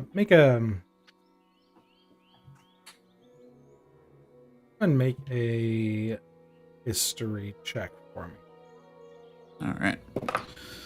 Not bad. 14 plus some stuff. 30, 20. You said history? Yeah, because you have a history of working in goods sales, or know people who have a history of working in goods sales. Maker's marks indicates a port where it came from and how it's going to be taxed across kingdoms. Some kingdoms may have different import taxes based on who it's coming from. Like they may not have as good as trade relations as with them. So having a maker's mark also attributes it back to who made it.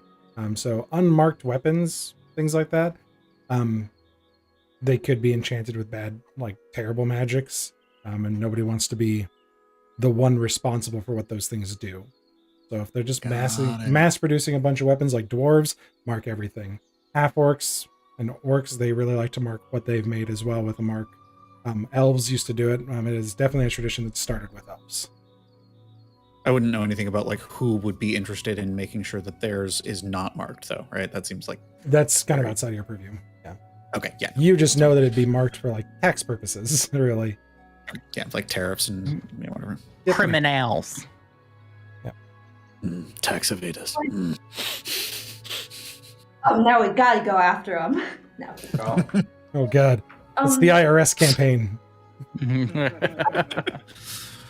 How are we going to maintain the roads if we don't pay our taxes? Where is my money? Oh, well, Diggin thinks we should move on and continue with the task, and then alert authorities of this position. We're gonna be narcs. Usually campaigns go so much the other way, so I'm down for the narking, like the do-gooders out here being like, those guys were doing bad stuff. Tell a teacher on you. I think you are on the right track with that. We've taken one life, unknowingly. 35 or more. doesn't seem right. Well, Yes, I agree. that would be like worst case scenario, absolutely. But would we want to risk it? Right now, we have done them a favor, and if we need a ship, We have a ship. we have a ship. That belongs to a very cool pirate captain. And if they catch us, that favor is gone. They will And- never speak to us again. And stealing from thieves still makes us thieves. Well, there's no honor among thieves. I Does it though? Or does it just make us thieves once removed? No. Is the property Alright. yours to begin with? and regardless of that, High I risk could live. trading. I could live with stealing from thieves, but is it worth the risk of getting hurt or worse and losing a favor? Probably not. I think our best bet is to move on for now, but keep this information in our back pocket in the event that we need it. Not a bad idea. Like you said, Sonda, we still have a favor with this Ebik Oh, So- or whoever. or whoever. Captain Arlie Garside. The Unseen. This Got to include And- that. It's her cheap title. nickname when you realize Perhaps. what she's doing. Knowing that information can come in handy and be useful to us, knowing who she truly is. It's true.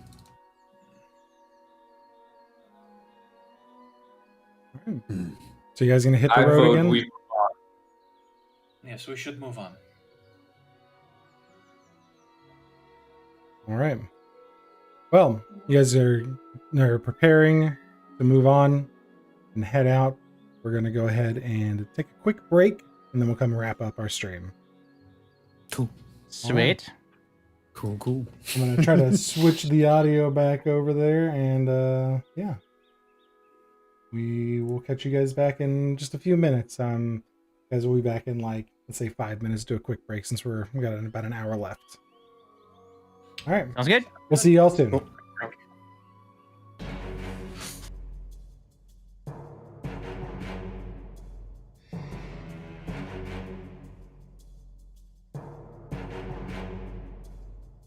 We've got the cameras off, guys. You're good.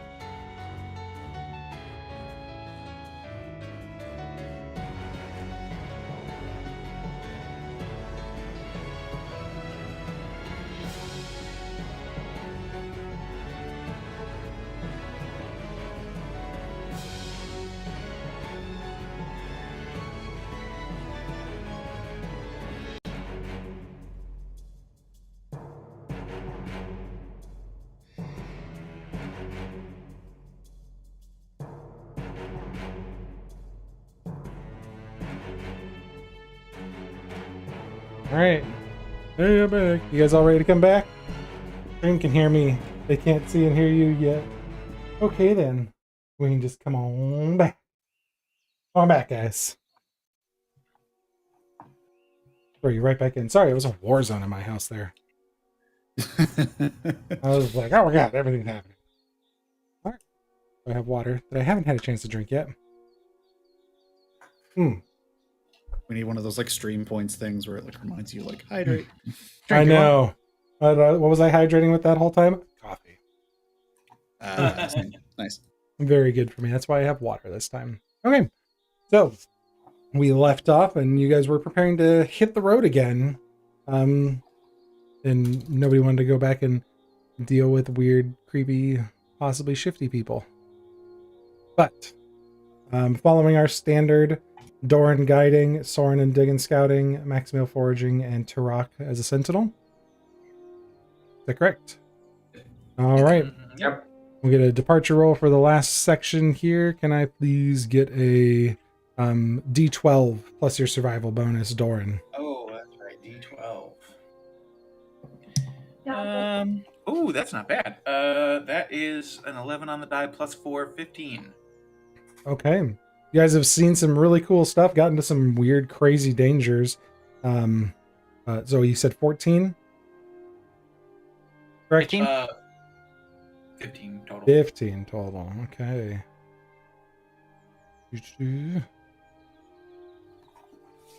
3, yeah. Puts you guys at your auspicious beginnings. You guys have seen some new weird stuff that most people shy away from, but you guys tackled your problems head on, and you have exciting new places to discover in front of you.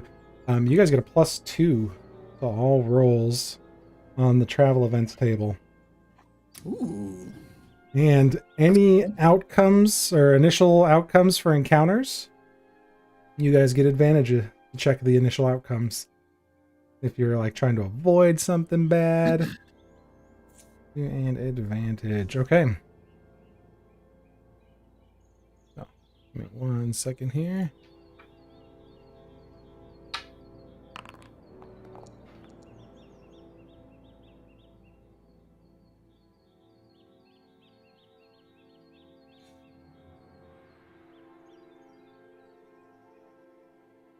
You guys continue, a lot of you, along the road that you had mapped out for yourselves. That is the town. I'm not moving the town. I'm moving you all. So you continue to set out for the evening, and you have camp on the 27th, and continue on through the morning of the 27th. Getting closer and closer to your goal. You see yourself, like you see the map kind of, as you're looking at the map where the Heart of Light is, it starts to get larger as you get closer, showing you more details of the jungle and the surrounding region. So you kind of know what you're looking for. But as you're traveling through the jungle, you guys do note someone traveling through the jungle, kind of out in front of you a ways. Oh, not behind us. Okay. I need our sentinel, Turok, to make a perception check. All right.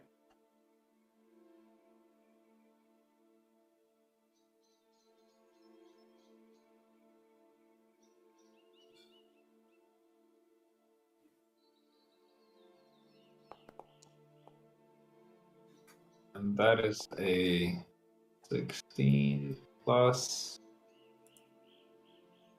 3, so 19. A 19. So you spot this traveler out in front of you, Oh, nice. but you're not sure who it is, Turok. Like it seems to be. out of out of character. I have advantage on it since I have the eyes of the eagle, so I can. You do, yeah. Or May as well try for it. No, never mind. We'll go with the 19. okay. But I do have eagle on. That gives you just advantage on the roll, correct? Yeah. Yep. Yeah, and I can also spot details far away.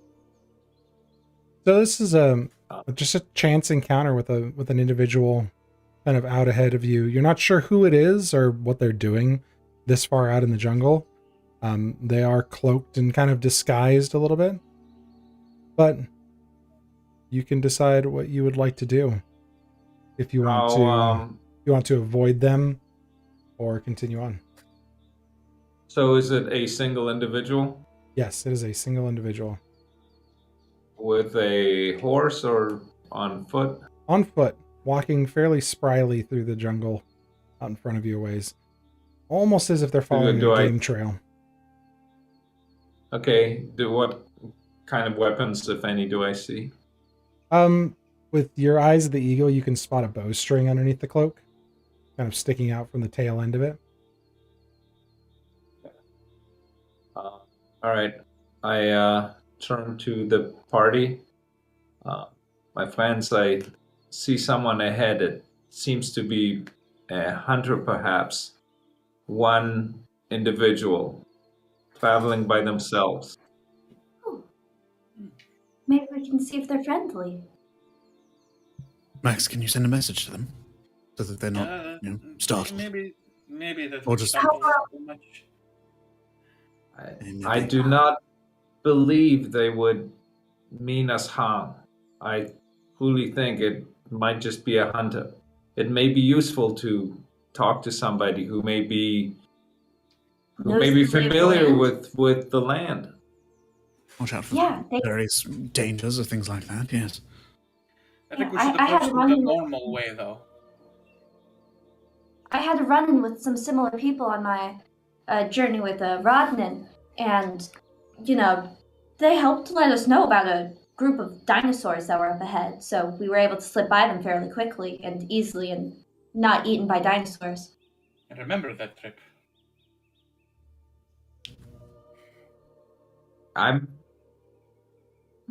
You I guys, think Those I dinosaurs.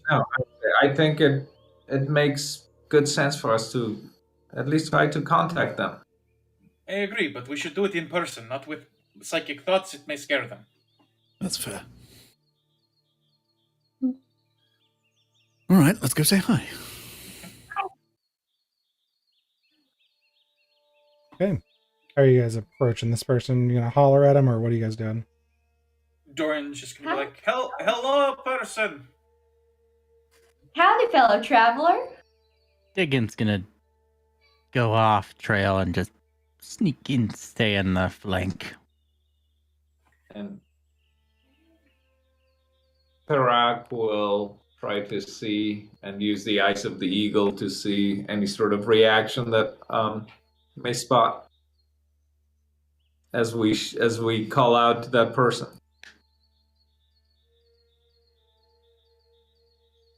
$20 sales roll. Okay. Beat it up. Roll for initiative. Mm-hmm. I don't like when Ben is You- quiet. You yell, hello out there, friend. Trying to flag down this person. And they kind of turn to look at the group of you as you're moving along. And as Diggin gets into the bush, they kind of turn their heads sideways looking at you. This is a tabaxi female out in the jungle here. Very gingerly, as you're walking, or as you call out to her, she looks at you quizzically and then just kind of draws her bow very fluidly and points it right at Diggin without looking. Strange way to greet people and have your friend sneak alongside me. Oh, he has full autonomy. That was his idea, we promise. It was not our idea. He just Oh, doesn't do dear. well in social interactions. He's a bit strange. He is still learning. Yes, don't worry about him. He's just making sure for our safety because you are clearly a very capable individual. And so we've had run-ins with people who were very mean to us, and it's nothing personal. I'm really sorry about that. Very well. Diggin, come join us. I've only met the last Yurig I met tried to kill me. So I'm a little You've met cautious. others? You've seen others? What? I'll poke my head out from under the bush that I was hiding behind. Really? I didn't talk as strangely as you, though. And she puts the arrow away and pulls down the hood of her cloak. It's in that moment that Thorin, Maximiel, likely Tarak roll a dice. Odds you know it, evens you don't. A far off story for you. Okay. It's 18. Odds you knew it, evens you don't. So 12. evens you don't know it. No, just Tarak. Maximiel, you definitely know this person. Soren, you definitely know this person. Diggin, you've seen this person as well. And Doran, Doran, you don't know really who this is, but you've probably heard rumors of the description. Tarak, same thing. You both have heard rumors of this person's description, but never heard of them. The rest of you recognize immediately her bright orange leopard printing with a single stripe of gold down the middle, and this long ringed tail. This is Kalina Natskoy. She is a ranger of legend in Cyorion. Specifically, she was granted abnormally long life through her adventures, and she was one of the 4 heroes that helped take down Buraz the Corruptor. I don't see many out in the jungle. It's strange that you'd be out this deep. Oh my god! God, you. Oh my god! You've Why are you? What is going on? Can I shake your hand? of course. She got to put her go back and meets you. Kalina, Vehemently. pleasure. Diggin just awkwardly walks up. What about this other Ureg that tried to kill you? It was quite a long time ago. He was malfunctioning, I think, but he was an interesting one, in the service of a very terrible person. But he tried to kill us. We had him restrained, and eventually he was disassembled. I think it was unfortunate. Did it have a name? I didn't ask. Buraz had many agents, and this one was quite special. Yes, she's a hero of legend. This Yes, is an odd question. Diggin knows. What are you doing out here? What are you doing out here? Is a better question. She helped stop him. I suppose we could tell you. We're traveling to some sort of city referred to as the Heart of Light. Oh, I've heard It's legends about that confusing, place. really. Well, I don't happen looking for it, but I'd be, interested to hear about what you're up to. Most of us have taken to wandering these days, ever since we lost 2 of our friends there. But Oh, right. the legend goes there were 6 heroes and 2 of them fell during the combat, and there's only 4 that remain. Would you like to come with us? I mean, you're more than welcome. Oh no, I couldn't impose. You clearly have some great destiny before you, but No, it's no imposition at all, really. I mean, I it's have- supposed to be a fantastic place that we're going to. I have Heard other stories that duties. it's not been visited. And, I have other duties that well, I'm tending yes. to. However, Oh, what sort of dude?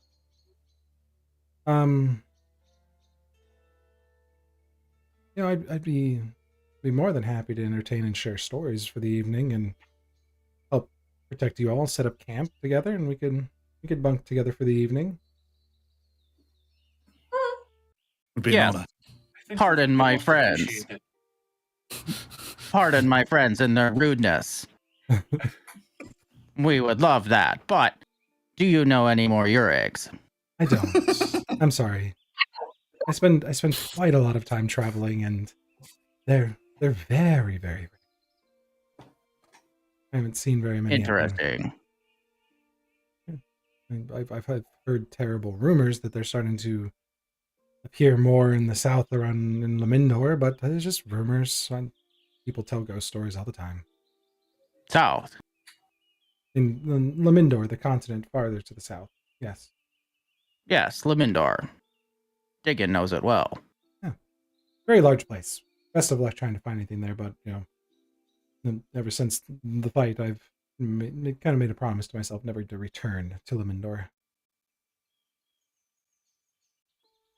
But with that, she will willingly share stories in a camp with you all for the night. You have the ability to take a long rest. You gain a bonus hit dice from this rest. This is something you'll need to take a note on. But the next time you guys take a short rest and you have to spend a hit dice to recover hit points, you get to recover 2 for the first spend of your hit dice. Because this is highly invigorating conversation. And yeah. So I have 2 different sets of hit dice, D6s and D8s. Which ones do I get? Whichever one you spend first. Okay. Yep.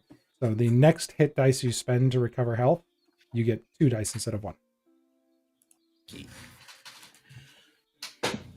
And that is in perpetuity because you guys have met a major force for good in the world. But Alina will spend the evening with you all. And I need somebody from the group. You guys can select 2 after conversations from the evening to make a charisma check for the group. We'll take the highest bonus to charisma from the group, and somebody can roll it. Yeah. Turok. I can do it. Probably mix a meal. Diggin can do it. My charisma's only a +2. You guys can choose. Meta. I got nothing. I have Nothing. Or yeah. +4 is the highest, Go so ahead. we will use the +4, and then whoever wants to can roll it. Does this count as so we'll use +4 and someone else can roll You for can it, roll or it. should I You can roll? roll. Yep. You We're roll you're just giving me a straight charisma roll. This is how you guys basically no inspiration, a straight up roll. Okay. This is in the favor of the dice gods at this point. It was a 10, so 10 plus 4. 14. 14. Nice. Yeah. Do we get So- to add the +2? It was technically a travel roll. Ooh. I'll give you the 16. Lawyer. You're actually in the same range no matter what. Okay. Yeah, she offers you all basically protection without exchange for anything and wants to spend the night around the campfire telling stories. And by the end of it, she kind of sighs and goes, well, it's been quiet in the jungle for some time, and it's nice to meet some new faces. You know, I hope to hear from you all again and to hear of the good things you're doing. Any and all chances throughout conversations, Diggin interjects and continues talking about Urigs. Sure. And what's happening in the South, and just like we'll blatantly cut off like mid sentence and go right back into it and be like, "But you said this." So I mean, you guys spend quite a while with her, like up late talking, and she enjoys the company as well. You find through the course of the evening that she has a couple reptilian companions that are keeping watch for you guys, patrolling, kind of not reptile humanoids, but actual like ranger pets that she's got. They've got trained. Cute. You catch glimpses of tails as they slip in and out of the brush and kind of like come and check it. They look like 2 large Komodo dragons, and they kind Sweet. of come up and check in with her every once in a while. And she'll like toss scraps of food out into the jungle, and you hear like a snap and a scarf, and then it keeps slithering her along. But they kind of keep watch for the evening for you guys, and you guys get to discuss with her, you know, how the fight with Burhaz went. You know, she talks vaguely about it briefly, you know, but mostly you get the sense that she's kind of rehashing what the stories say and just kind of sharing a little bit more personal detail, but it's a little painful for her to get into. But she does talk about travels in the jungle, and you all just get this massive reinvigoration of energy and good feelings from the fact that you got to talk with a legend out kind of wandering the wilderness. Question. Yeah. Given my familiarity with the like kind of being interested in like the story of the legend of like what freed me from fucking hell of living under the city, does anything that she say kind of ping as being like the more accurate, less exaggerated version of the legend? One of the Or like, things that is any part of the legend like wrong? the part that sticks out as wrong is these were, unknown heroes that rose up to attack and fight back for the land. She tells you all the most interesting thing is a bit of information about how they kind of came to be a group. And as most of you know from history, the War of the Faceless was called that because Burroz was able to enchant hundreds of thousands, almost millions of people into his worldwide army through the use of the Aether Mirror. And what she kind of tells you guys is they all used to be under the influence. All the heroes that rose against Burroz had the enchantment broken by an underground like cabal of wizards that gave their lives to free them from the enchantment. But when they woke up, something went wrong with the spell, and they didn't know who they were. And for about 2 years, as they worked together to try to survive in this world where people hated them for who they were because they were faceless soldiers, but they were still partially under the effects of the spell and had amnesia about who they really were, and spent a couple years together rediscovering their own history and who they were before they realized how truly badly Burroz had destroyed the world, and they turned and set off against him after that. So she explains a little bit more of the story of why they got together and how they came to be a group, and really it was because they were all freed from the same group of soldiers that were under the influence of Burroz. And you said those wizards actually died in this process? Yes, they did. Okay. Maximilian, go ahead. Does that remind us of Diggin at all? Nope. It sounded nothing like No. Diggin. The amnesia, not knowing the past, not being able to do anything. No, this was really strange amnesia. She described as, not being able to. She said for a couple years when she looked in the mirror, she didn't even see herself. It was so bad. It was a strange magical amnesia. Okay. But you guys get your additional short rest hit dice until the next time you spend a hit dice. And in the morning, you wake up and she's already packing from camp as you are all kind of getting up in the morning. And she says it was a pleasure to meet all of you. I wish you luck in your adventures and hope to hear great tales of your deeds in the future. And she kind of wanders off south back into the jungle. As she's Thank walking, you. Diggin will stand up. Sorry, you were attacked by Diggin's kind. One of the Komodo dragons turns and flicks its tongue at you as she continues to walk into the jungle, but she doesn't say anything. Okay. It's now the 28th. And you guys spend the majority of the next 2 days completing travel.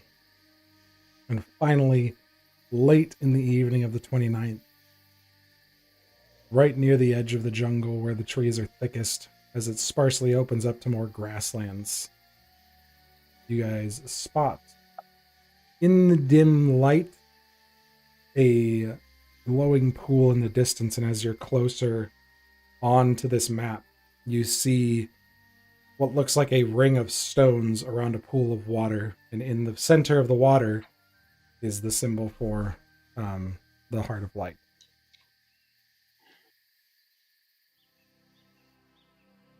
How would you guys like to approach this second strange glowing pool you found in the jungle? This one is trimmed in stones in the distance, and it's really hard to make out from what it is, but there seems to be no animal life near it.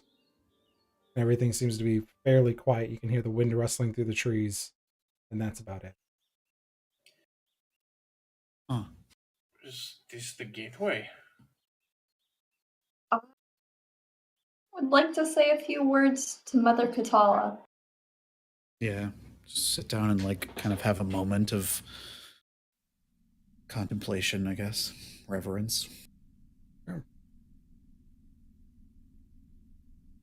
You guys have your little moment of reverence and quietly say a few prayers. Maximilian, anything in particular, or just a prayer of good luck and speaking to her, asking for help again.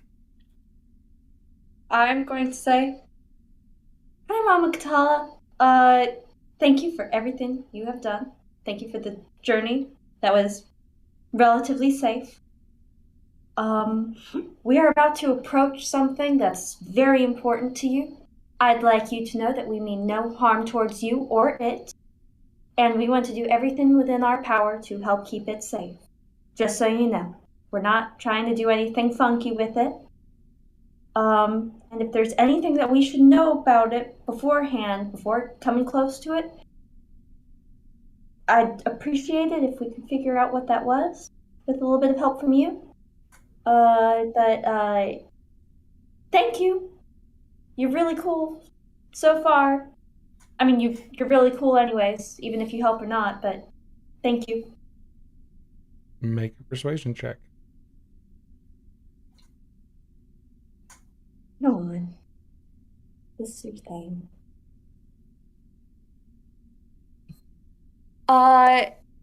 Mr. Ben, sir, how does a 21 sound? Ooh. Is that with Sounds- advantage? Sounds about like what you hear. It was not. It is not a social role when you're praying to a god. You hear... Do I get the for all rolls on the travel? Nope, travel's over. Oh, do quickly, I apologize. Do guide, please give me an arrival roll. Go ahead and give me a D8. Oh, right. D8.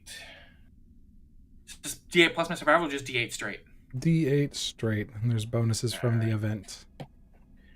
That is an 8. Okay. You guys are, you gain advantage. So yeah, having met Kalina, having gone through some pretty amazing things over the past week, you guys have persevered in your faith to this mission, and ending with the prayer to Katala. The travel, you guys gain advantage on all rolls until you fail one in the next 48 hours. Or whichever comes first, failure or 48 hours. So you sit around this pool, make your prayer, and the silence of the trees and the wind is your only response.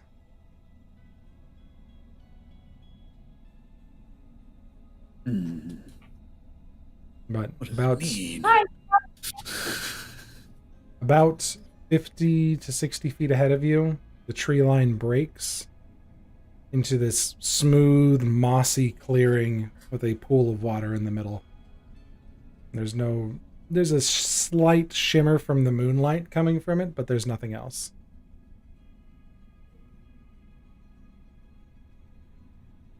What would you guys like to do? Tarak is going to use the Eyes of the Eagle. Anything else that makes out? You study the stones from a distance, but from what you can see, it's just a stone-lined pool of water. And there seems to be moss kind of covering up the stones. I'm going to approach the pool. Okay.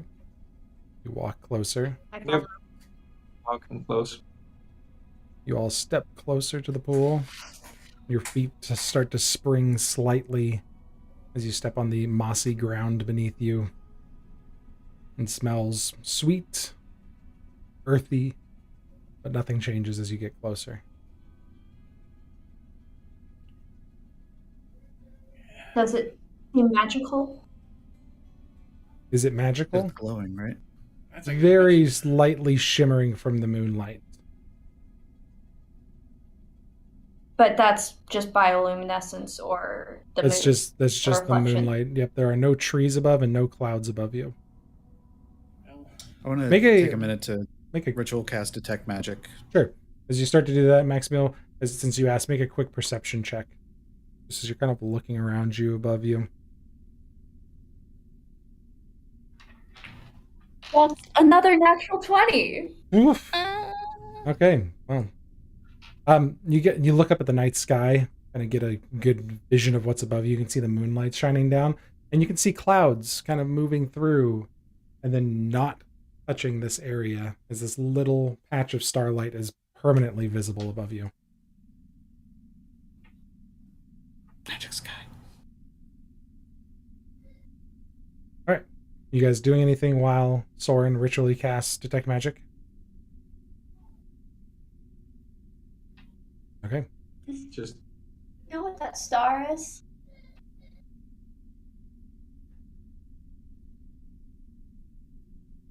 I can Anyone? tell you if it's part of a constellation. I've got a few constellations put in here. You can make a intelligence check. Actually, this would be wisdom to see if you've studied this.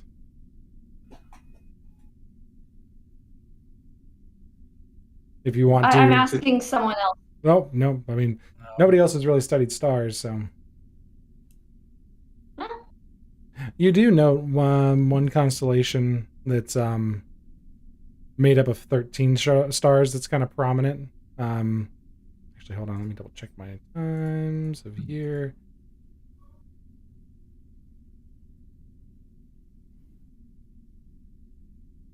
Yeah, right now, about 6 stars, like showing one constellation is fairly visible. It's not directly over the pool, but through the clouds, you can see. There's not necessarily a constellation right above this pool, but you can see the constellation Antilocap, which is Antilocap. It's a sign of wealth, really, for anybody who studies the astrology. My brain just stopped working. Yeah, it's astrology. Looking at those signs. So it's Antilocap. There it is.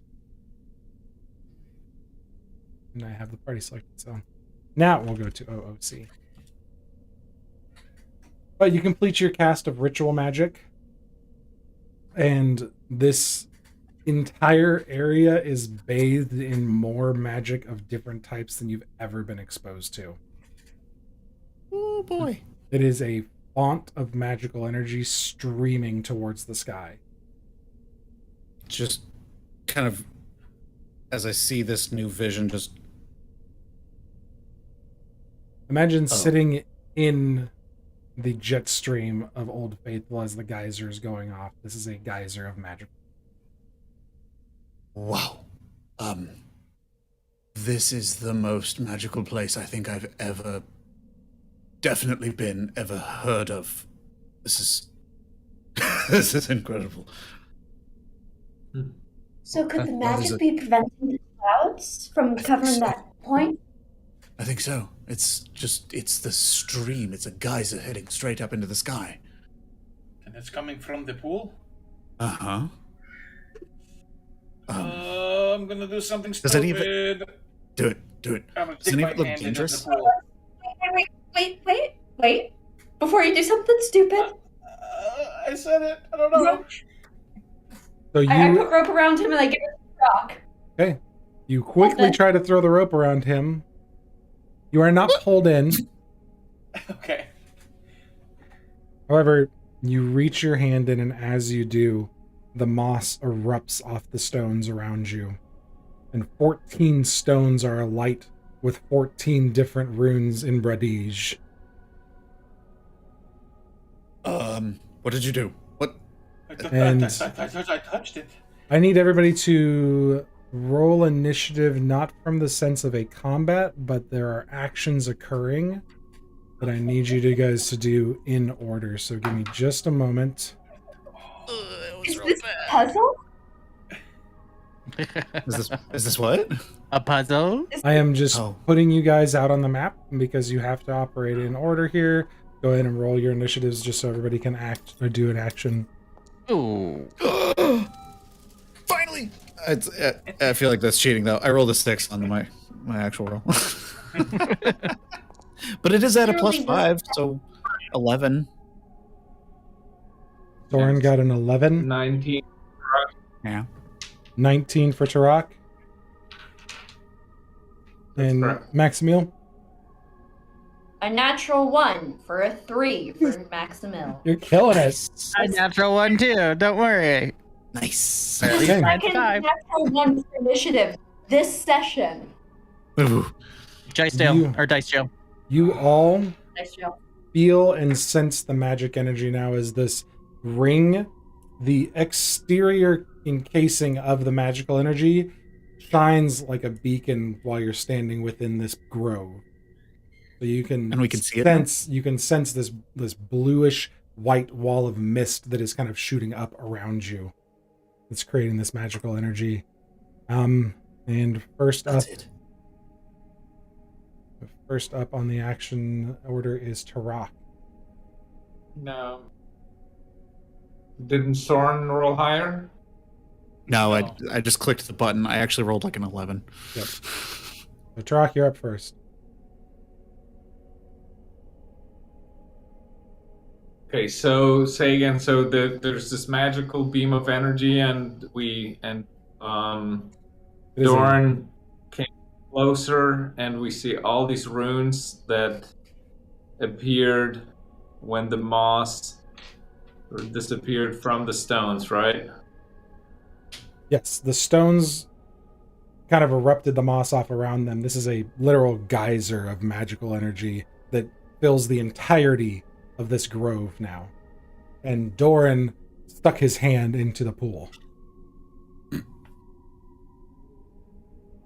So you get, All right. let's just say you can move freely within the grove during your action. I just need to have you perform a single check or do a single action per turn, so that way we can keep everybody moving along and keep it up balanced for everybody as you figure out this puzzle. If Doran's hand is still in there, I pull him back away from the water, just instinctively seeing that something that happened, that he did all of that. Okay. Do you pull him out of the water, and Doran, do you resist him? No, because I'm not expecting to be pulled out of the water, so I'm not going to resist. You pull him out of the water, and in a flash, the water stops channeling this magical energy, and you hear a loud and trees sprout around you back up into this clearing. 1, 2, 3, 4, 5. Maximil, you are hit in the gut by a branch as a tree magically just towers back up to 60 feet, and you are caught in the stomach and lifted high into the air. The entire grove of moss disappears, and you guys are standing in standard jungle. Ah! Oh, there she goes. Fuck. Yeah. What the hell just happened? I do need you really quick, Matt or Doran, since it didn't get to your turn, but this happened anyways. I need you to make a wisdom saving throw. Oh, okay. This would have happened as you put your hand in the pool, but since you were so early in That's the order. 8. An 8? As you put your hand in the pool, you would have taken 2 points of psychic damage.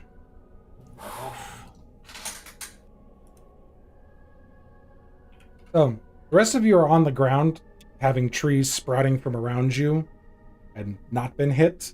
But Maximil kind of got caught in the gut, and Maximil, you're hanging about 40 feet off the ground in a tree right now. Great, okay.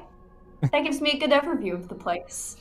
The pool is gone. The stones are gone. The moss is gone. You are back in regular jungle. What? Oh, I check the map. I check the map. The marker for where this is at is 5 miles to the west now. Shit.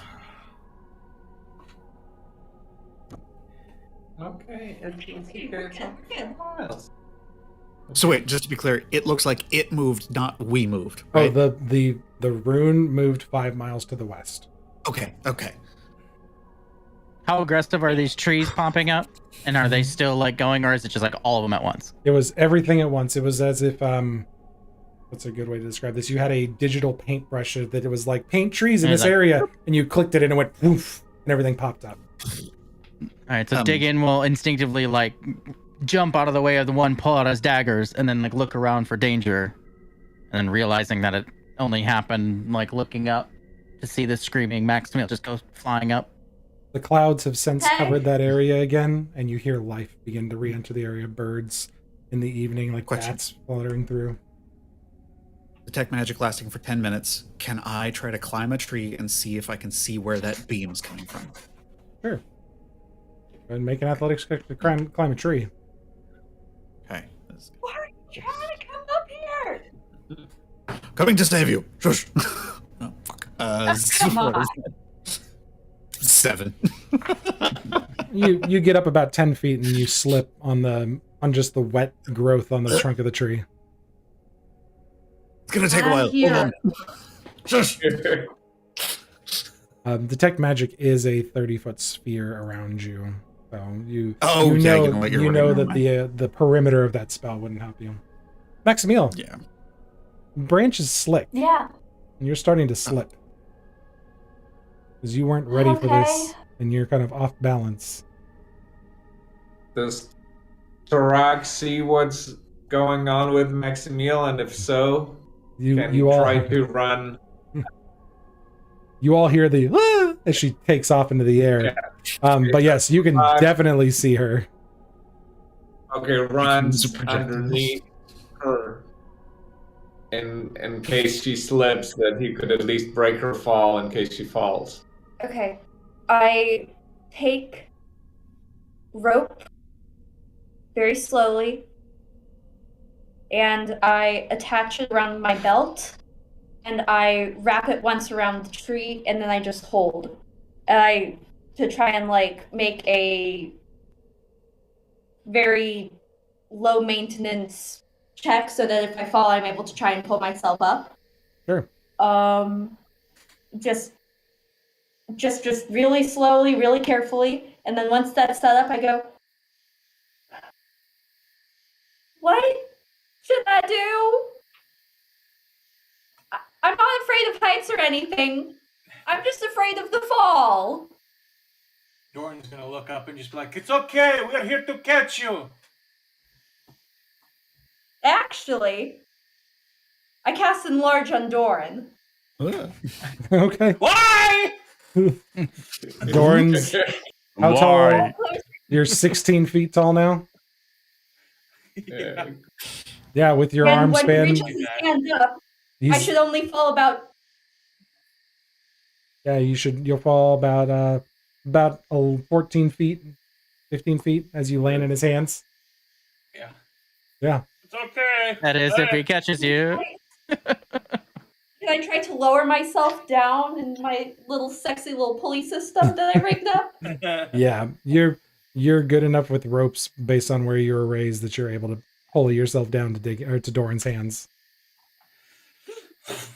Oh, Okay. you know, a little Thank warning you. next time you do that, please. I was panicking, I'm sorry. And I drop it. Okay. I'm dropping it. Yeah. You slip back down to normal size. And you're standing in the jungle floor. Okay. Okay, What Next- just happened? I have an idea. Don't pull me out of the water next time, I think. No, I don't know. All right. Mm, So think we there were close the 14 symbols door. there. There are 14 symbols and there are 7 aspects of Katala. Right. And from those, the key that's in the back of the book is also 7-pointed. Yes. I don't know if it's in British or not. Do I know if they're just symbols that represent the different aspects. Mhm. So I don't know if that has anything to do with it, but I just thought that was an interesting coincidence that possibly if we match stones or if we do something that'll connect them, we may be able to have safe passage through. It's That was possible. just a thought. My I thought was was able that to see perhaps them above for an instant. my thought was that perhaps this is a hidden city because every time someone tries to enter it, it moves. Like a game of chase. They don't normally have If a you map that leads fail. right to. Oh, yes, maybe it is a failure, so, sort of criteria. Oh, what we do know is that it activated once I touched the water. I can Yes. activate it again, and we can try to figure out the runes from there. It's the only Were- idea I have. Were Maybe we able to get invert any them. idea or any visual cue? Like, did Diggin see any of the shapes? Like the wording and language, definitely not. But was there shapes or? There were runes on the stones. Let's see. Or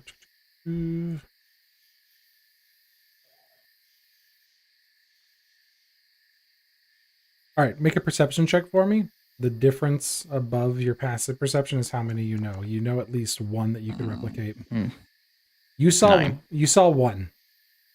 Like you got a good look But it was at one. a shape. Yep, you could draw the rune that you saw. Does it match any of the symbols from the key? No. Okay. Do I recognize it from my 2 nights of all-nighters? Bradesian. You draw on the rune for her, Diggin? Sure. In the sand or in the dirt. Yeah, he draws the rune Naren. He recognized The the rune light. yeah. All right. You, I know what you- that means. You definitely saw that rune. So if I activate it and then you guys can copy down the runes, we can maybe figure this out. Yeah. Possibly after a short hike. Does anyone know where that thing went? That's the next question because I have The map. That way. Okay. Okay. Did the tree spring up right as it was activated or when it deactivated? When you pulled him out, the pool and the moss disappeared and the jungle came back.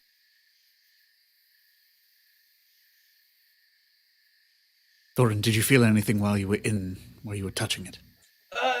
It stung a little in my brain, but I mean that's fine. I'm not using it anyway. You guys had Say that. You guys head 4 miles to the west, chase down the rune. Yeah. Takes you about an hour to make your way through the jungle under darkness. But as you get closer, you see again a moss clearing with clouds missing in the sky directly over the pool, and you see a pool with moss covering the rings around the outside of the pool. All right. Wait. Mr. Dorn, please. Wait a second. Don't touch it yet. Okay. Okay. Whew. Are the stones in the same position? They look like moss-covered rocks right now. They're so full of moss, you can't tell. Okay. I tried to scrape the moss off of one without disturbing the water. I tried to brush the moss off. You lift the moss up, try to scrape it off, and underneath is a flat rock. Okay. It is a So it has square to be stone, activated. and it's flat. The sigils. All right. Okay. I have an idea. Okay. You said it hurt. Tiny little bit. It is fine. It's nothing I can't handle. Maybe it's. I don't know. I don't know why I think this, but maybe it's a communal effort. Perhaps if more than one of us enters into the pool at once, it might hurt less. I have no idea. I'm not basing this on anything, but I suppose it's a that is feeling. Up to all of you if you want to try it with me. Or it could fail. And it could hurt multiple people. Or what if Good. we put multiple hands in and then somebody pulls a hand out? We're right back where we Yeah. started from, I think. I don't know. I will No, it's put just- my hand in and you all try to scribe the runes and figure it out, okay? All right, hold on. Let me get my book. Pull out spell book, flip to the last page, and just get ready. Okay. Right. 3. What is everybody's gonna try to write down a rune that they see or commit one to memory? As many as we can find. Yeah. Okay. Yeah. Oh wait. So we each take different. So there are 4 of us who aren't doing it. We each take a quarter. There were 14 runes. We should each try to write down at least 3. Right, we should At just, least we should establish which ones we're looking at. I'll get these 3. I suppose, Max, you get those 3. Diggin, Yeah. you can help, right? Well, to be fair, it seemed like as long as my hand is not pulled from the pool, it stays active for a while. Hopefully, this but is we also double want it to be attention, right? fast. Just in case. Okay, well, just be at the ready, because here we go. All right. 3, Right.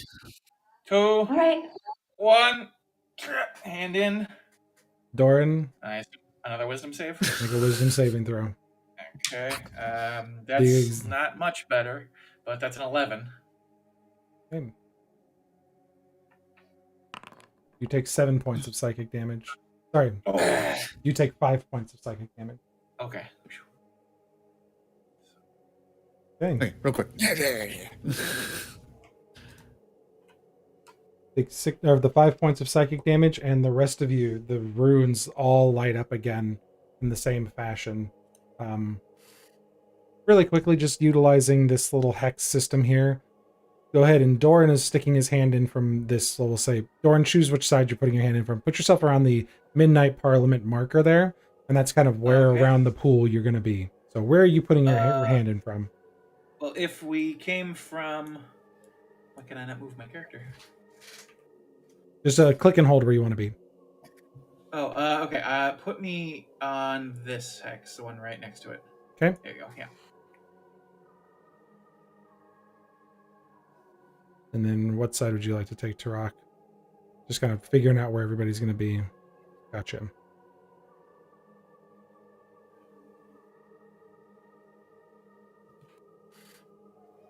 All right, Diggin and Maximil. You notice that all the runes are lit up. And just glancing over at Doran, where he puts his hand in, his knee is resting on one rune, and it's not lit up. But each of you takes a look at and tries to commit to memory the runes near you. Maximil, you're the only one that speaks Bradish. Ish. As an action, you can attempt to decipher a rune you do not know. But let's see. Well, I'd first like to copy them down. Yep. You copy the 3 next to you. Is it possible I can copy 4? You see the runes next to you. Naren is directly to your right. And then 2 you don't recognize, but you take them down. You're going to be strained to copy down a 4th in 6 seconds. In just an round of combat. The rest of you attempt your best to commit the 3 of them to memory. Maximil, I'm giving you just a flat. You can copy 3 down because you speak and know the language well enough. The rest of you, I need you to make intelligence checks as you're trying to commit these to memory. Real nice. You can make an intelligence on it or something or since I'm writing it. you can make an intelligence or investigation check. Or if you're proficient in performance and writing it down, you can do a performance check as you're trying to like copy this rune down without knowing how to make the symbol properly. Dig in. What'd you get? Measly 6, but Diggin is a printer. Can he print one? You're a printer? What do you like? Just are you- from iRobot. Grabbing things I can. Oh, remember, you get advantage right now on all rolls. Oh, Oh, hell that's yeah. right. Oh, thank God. That's better. Ugh, that's not that much better. Fuck. She got another natural 20. There is excited. I got a 14. 14. Did you exceed 10? That's what we're going for. Yes. Okay. You exceeded 10. You successfully copy down as best you can what these runes look like. Maximil, you definitely have yours. Tarak, you have yours as well. And Doran, as they're all looking, are you trying to copy yours down while you're in pain here? Or are you just holding your hand in? I can try, sure, why not? I'll try and... And you said it's either a what, investigation, performance, or intelligence? Yep, and yours is going to be a straight roll because you're at disadvantage since you're kind of covering them up. All right. But you said they're not lit up? He has one that's not lit up, and you can see 2 That's visibly neat. underneath you. Are there 14 plus the one that's not lit up, or 13 plus the one that's not lit up? 13 plus the one that's not lit up. Okay. There's 14. There was 14 at the last one, right? Yep, there's 14 here too. I think this is a countdown. I think we have to chase this thing. That's a 17. Yeah, you copy down the 2 runes. Like, you commit to memory for the 17, the 2 runes on your left and right. You can I'm see gonna, them. in the dirt off to the side, try and like etch it with my claw as I'm. Sure, you're like scratching into the moss. Sure. Okay, and I need you to make an intelligence or wisdom saving throw again. Wisdom saving throw again. That is a 20. Dirty Okay. 20. You feel used- something I'm used to tickling in the the back name of your mind now, but it doesn't hurt you. Nice. Noticing this, you said Diggin and Maximil noticed that the one is not lit up. Mhm. Under Doran, Diggin will just look to him. Doran, you might want to move your knee. I look down. I will try. Is there a way I can maneuver to lift my knee off? Yeah, you kind of plank a little bit as you're like holding your hand out. You need to put your hand out onto a rune to your left to kind of get your knee lifted. As you place your hand down, the rune to your left turns off, and you lift your knee, and the one underneath you turns on. Mr. Tar. We have to touch them all. We Okay. need to touch all the runes. I That's take in off- order, maybe. I take off my backpack, and I put it on one of the runes. Does it stop glowing? No. Okay. Touch. I Let's lift just up my touch them. Let's try and touch as many as I put my can. hand- Yep, those of you that are putting your hands out now, as you put your hands on runes, you can reach 3 of them with 3 limbs, and then you gotta balance on your 4th limb. So is everybody Twister, go! everybody playing Twister and touching all the runes? I think we're gonna try. Yep. Yeah. Oh, yeah, let's do it. Everybody reaches out and puts hands and body parts on all the runes, and quietly and quickly, all the runes go and turn off as you place your hands and limbs on all of them. Doran, I need an wisdom saving throw. Oh dear. Nothing Got happens. this. Nothing happens. That'll be a 16. 16, you are fine. Nothing happens. Nothing happens when we touch all of them? You touch all of them, the lights go out, but you can still feel that faint humming that's in the air. Kind of like Alright. instinctively lift a hand and check, and the rune lights back up. Damn. Alright. Maybe Tarak made a good point that maybe we have to light them up in order. Alright. I would like to try to figure out one of the runes that I didn't recognize. Okay. You have 2 runes. So you have Naren that you definitely recognize as light. Then you have other ones that you don't recognize. So choose number. Did I misnumber that? Hold on one hot second.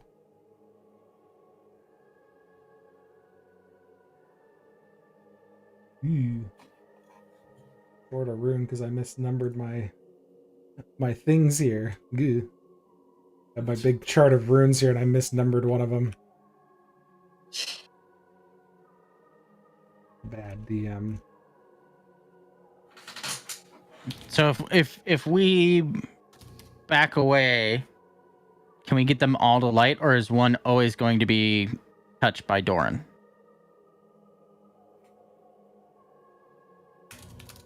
Okay, that should be good. Okay, perfect. So choose number 7 or 8, Maximil. Doran, like, you can see into the pool. It's really only like waist deep. But 8. currently where you're at, you can see. Yeah, takes you about 6 seconds of about a round's action to decipher the rune. Make a... I don't want to make you do a check for this because it is tough. So make a history check. You still have advantage right now, though. You are proficient, and it's like a history check for you, but you're just proficient in deciphering Radish.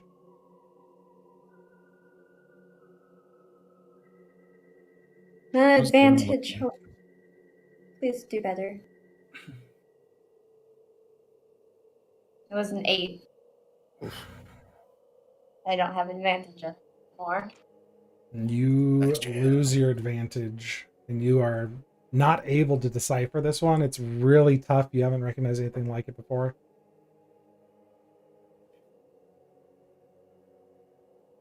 How's Doran looking? Doran, I need you to make another saving throw. Oh boy. That one is not good. That is only a 6. All right. You take 6 points of psychic damage. How's Sinking kind of like, I want to stop touching my runes and like just get up and step into the pool.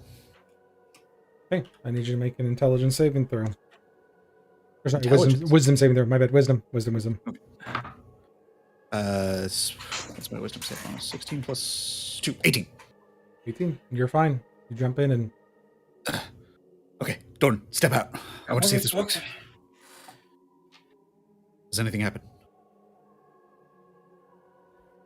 you feel the air rush around you as the ground rises up, and you're about ankle deep in dirt now as the jungle rises up around you. Ah! all right? You check the map, Maximil, and 3 miles to the north, the rune is moved. Okay, that did not work. I thought we might be able to hold the connection or something like that. Damn. That was well worth the try. Okay, first off, Doran, and I take my wand out and I point it at you. Feel better, Doran, you and I also look down and you go like, I saved your runes, and the dirt has grown back up over where you carved the runes on the ground. That would happen. So, Again, how this is many an- of the wounds do we recognize? 4 HP back to you, Doran. 4 HP back. Okay. Diggin, can you help me dig out of this dirt? I'm stuck. It's like up to my boots. I'm Certainly. Right. Grabs a shovel and just a couple quick, easy movements, just like easily gets around you Thank you. and packs the dirt back in. Damn.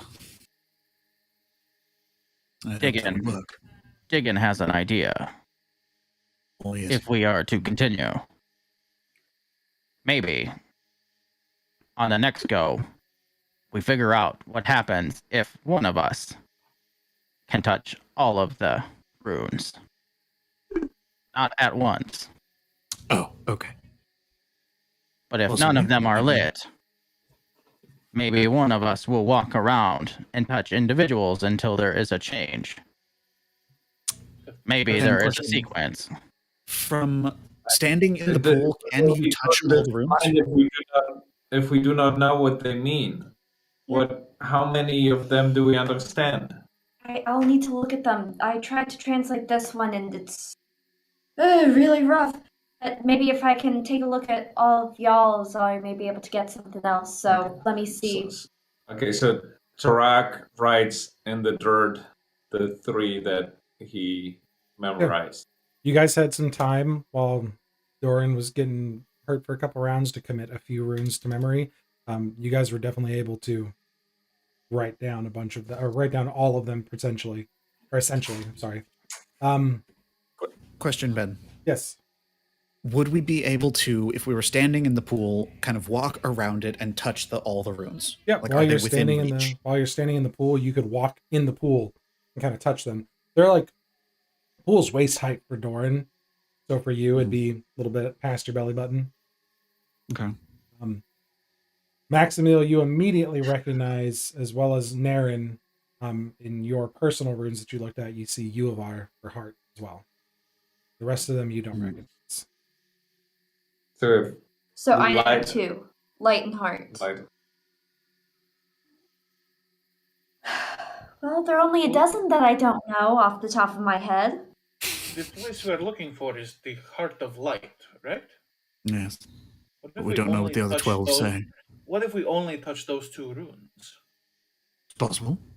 We should at least eliminate a few others, see if we can figure out what they mean, so that we can possibly go with that theory. If there's other ones that are like the spleen of darkness, then, obviously don't touch that one. I'm sorry, what? I don't know. Very, Just a very weird way of looking at things, my friend. I This- do. This is a door. Yes. I so think maybe we that's treat it like a lock. right. It's the key of That's what I'm thinking. placing. If we have heart light, it would open the doorway to the heart of light. That's not a bad idea. Yeah. So I just got the idea from an old show called Stargate SG-1. No, You guys begin walking to the next one. Maximil, you have the list of runes now. Well, I will allow you to select 2 runes. You know the numbers. So starting from 0, because you know runes number 2 and number 6. 2 is heart, 6 is light. Do they always show up in the same order? Don't know that yet. You guys weren't able to tell that. Okay, we'll be able to ascertain that on this next one. Choose 2 more that you would like to know. Because as you're walking and trying to make your way back there, you have time to really concentrate, and I will give you 2 that you know for sure. 7 and 13. 7 and 13. You spend a lot more time studying 7, which is the rune Shlug, which is death. Okay. Explain death.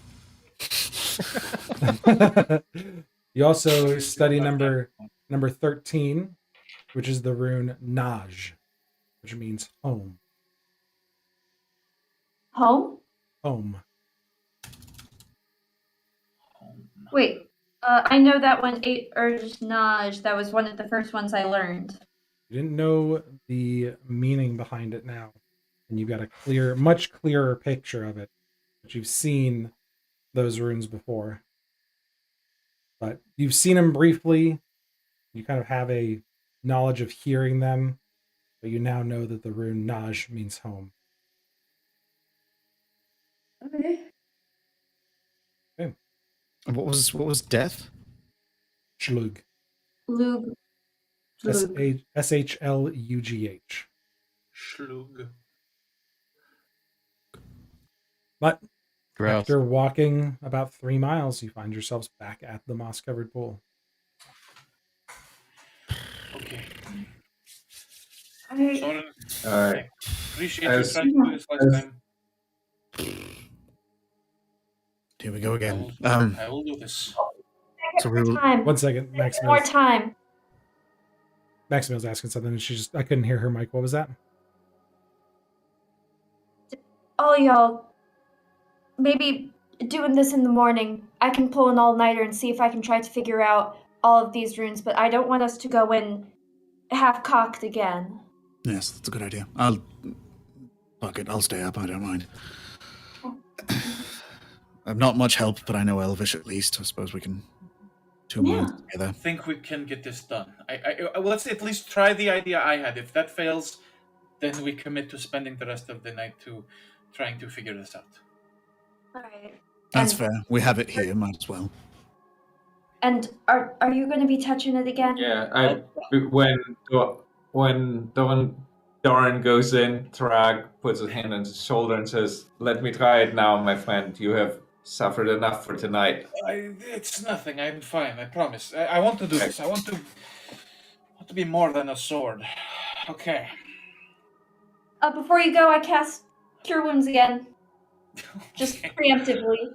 Okay. 3 uses of it. Okay. You hopping back in the pool? No, this is 2 uses. I 2 uses. Oh got yeah, 6 it's back on it's been a rest. Yep, you're correct. It's 2 uses. 6 uses. We're going to be touching the runes for heart and light. Max, I'm assuming you're going to be pointing out which ones. Back. Okay, that puts me back at full health. Okay. So you're going to be pointing out the ones that perhaps should we touch them or should I will Doran? try to touch them. Can you show me which ones I'm looking for? Yes. The point pool Yeah. is wide enough that Doran, you know that you can't reach across it. Okay. It's about 15 feet in diameter. Hmm. Well, then you should touch it. I will just stay in the pool. It didn't hurt when we touched it. We can Right. at least start there. Yeah. Okay, Okay. all right. Which ones are we touching, Max? That one and that one. I point in the book. All right, I'll go Okay. to rune 6, light. All right. Right. I'll go. You jump in the pool this Darren. time. I submerge myself waist deep in the pool. All right. Need a wisdom saving throw. Okay. Save. Then the You got moss this. You got this. blasts away. The moss is blasted away. The lights come up on the runes again. It's a 15.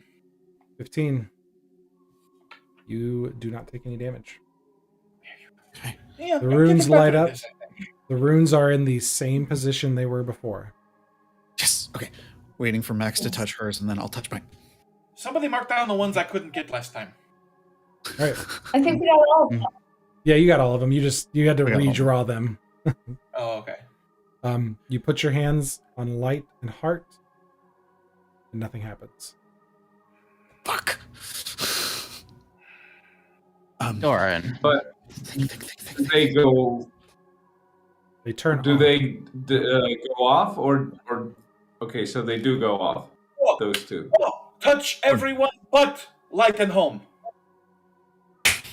Make Go, a wisdom. go, Make go. a wisdom saving throw. I'll try and scramble to touch all the other ones. That is only a 9, so I'll Mister. take damage. Just Okay. You take 1 point of psychic damage. Okay. The rest of you can reach. The rest of you can reach a total of 12 runes between the group of you as you scramble out, leaving No, we want to touch Missing 12. Leaving- inside the pool. leaving 2 No, open. two. yeah. Okay. Yep. You touch every rune except for light and heart between the group of you. The pool shudders and a cool mist goes out Yes! into the area. Fuck it. You no longer Twister's feel your big mind being attacked. Oh, A small wooden rod floats up to the top of the pool. It's in a Y shape. Uh-oh. That is... That's something that can detect water. That's part of the key. Yeah, that's- What? Oh. Doran, what do you do? This little rod floats up right next to you. do I touch this? Do I pick this Oh up? fuck! Somebody? Oh my god! Oh my god! Yes, grab it. Okay, I take it. I pick it up. You hear a voice in your mind in Draconic. The way opens to those who are true to home. True to home. Do we touch? Wait, do we Oh. all hear that, or is that just Doran? Sorry. Doran hears that. Nobody else Okay, hears okay. that. The way is open to those who are true to home. Is there a home It's not. rune? There There's is a Naj, rune. Naj, that one. Who's touching Nash? I'll touch Nash. No. We want to not touch Nash. The Oh, runes, not touch Nash. Yeah. the runes are all dark now. Should point out that. Oh shit! Oh then. Yeah. Quick! Someone touch Nash. Where's Nash? Nothing happens. Here. Damn it! Touch Kind it of- with you're your- holding this- touch it with- Doran, you're holding Load it this up. Y-shaped rod, and there's one stick Shining off the end rod. of it. What does that mean? True to home. True to home. Touch it, It's touch the it with the match. stick. I touch it with the stick. Lights, heart, true Nothing happens. home. Nothing happens. I think the runes are off now. Even if we touch them, Nothing they're happens. off, all off. All the runes are off. What now. if we go? Oh, and It speaks to you again in Draconic. The way opens to those that are true to home. The way opens to those that are true to home. What does that mean? It keeps repeating that. I don't know. I don't think I can ask it anything. I think it's just a pre-recorded voice. Is it hurting your head? No, I'm fine. I Okay. don't feel any pain. Yes, that's not. I try and ask back in Draconic in my head, just like, what does that mean? The way opens to those that are true to home. It just keeps repeating the same thing. Are we all facing the home button? The way it opens to the true. The home. Yeah. True to home. Okay. Maximilian. Let's think about this. Yeah? Do any of these symbols resemble truth? You Do have, any of the symbols resemble truth? You haven't figured one out, though. No, you haven't figured one out that means truth. Which ones do we know? Death, home, heart, and light. I try to find one that means true, or truth, honesty. Roll a history check as you try to decipher one and then choose a number. Dorian, what are you doing? It keeps repeating it to you. The history check? Yep. 19. Pick a number. That's what I was like. 9. What was the heart of the jungle? It's What is true to the heart of the jungle? the rune Kaliga, which means mountain. Shit. Should I get out of the water? Does the stick? No. No. No, stay right where you are. You have not had to make any more saves since you've been in the water after you guys pushed all the buttons. True to home. True to home. Okay, what is home? The heart of the jungle, right? What is true to the heart of the jungle? The way opens Riff with to me. those I don't understand true religion. To home. Shit. One does not simply understand religion. That's the whole point of it. Does it maybe have something to do with Kutala herself? Right, what is true to the heart of Kutala? What does she embody, maybe? What is... Everything Growth? eventually returns to Katala. What if, Doran, take off your jacket and put it in the water. Give it back to Katala. Oh, maybe. I'll take Maybe. the robe off and I'll lay it down. Nothing happens. Oh, no, that's Put it back on. Try and make it wet. The Diggin way has an opens idea. To those that are true to home. We need to use the piece of wood that floated up. I mean, that there must be a reason why we yeah. have As it. I'm holding it, does it like Does it point fit me into in the any book? direction or? It's not We don't have the book. What it's not That's right. What pointing in any particular direction. No, it's not leading you. What anywhere. if you come out again, and then we find it again, and then we touch the home rune with the piece of wood that floated up? We can try that, but here, I mean, I can pick up and take the piece of wood. I'll hand it off to Diggin and see if he can put it in the book. As you hand the wood don't out of have the the- pool, you take the wood and you set it out of the pool. It vanishes from your hand, and then it floats back up. It floats back up in the center of the water again. Okay, so this has to Oh, stick okay. in the pool. Okay, Return. That helps, though. That's good. Means... Reclaim everything. That's her thing. Right. Maybe everything that she's given us, we give back now. Keeps echoing in Draconic in your mind. I'll take off the circlet and just, like, toss it into the pool. Nothing happened. Shit. It just, like, is it just, like, in there? Yep, it's just kind of floats down to the bottom. Shit, that didn't do it. I'll pick it back up and hand it back to Soren. Thanks. Yeah. I don't... The way is open to those that are true to home. Wait. Dig- Oh, no, that's stupid. Again, Diggin's going to touch the water. nothing happens. Maximil touches the water. Nothing happens.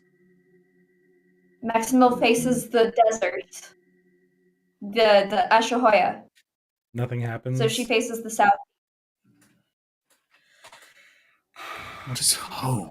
You're touching the water and you kind of like look back towards Ashahoya, and nothing happens. Doran, you're just still standing there holding the rod, trying to figure it out. Well, if I'm the one holding the rod, it would be true to my home. I turn and kind of look north in the direction of Udland.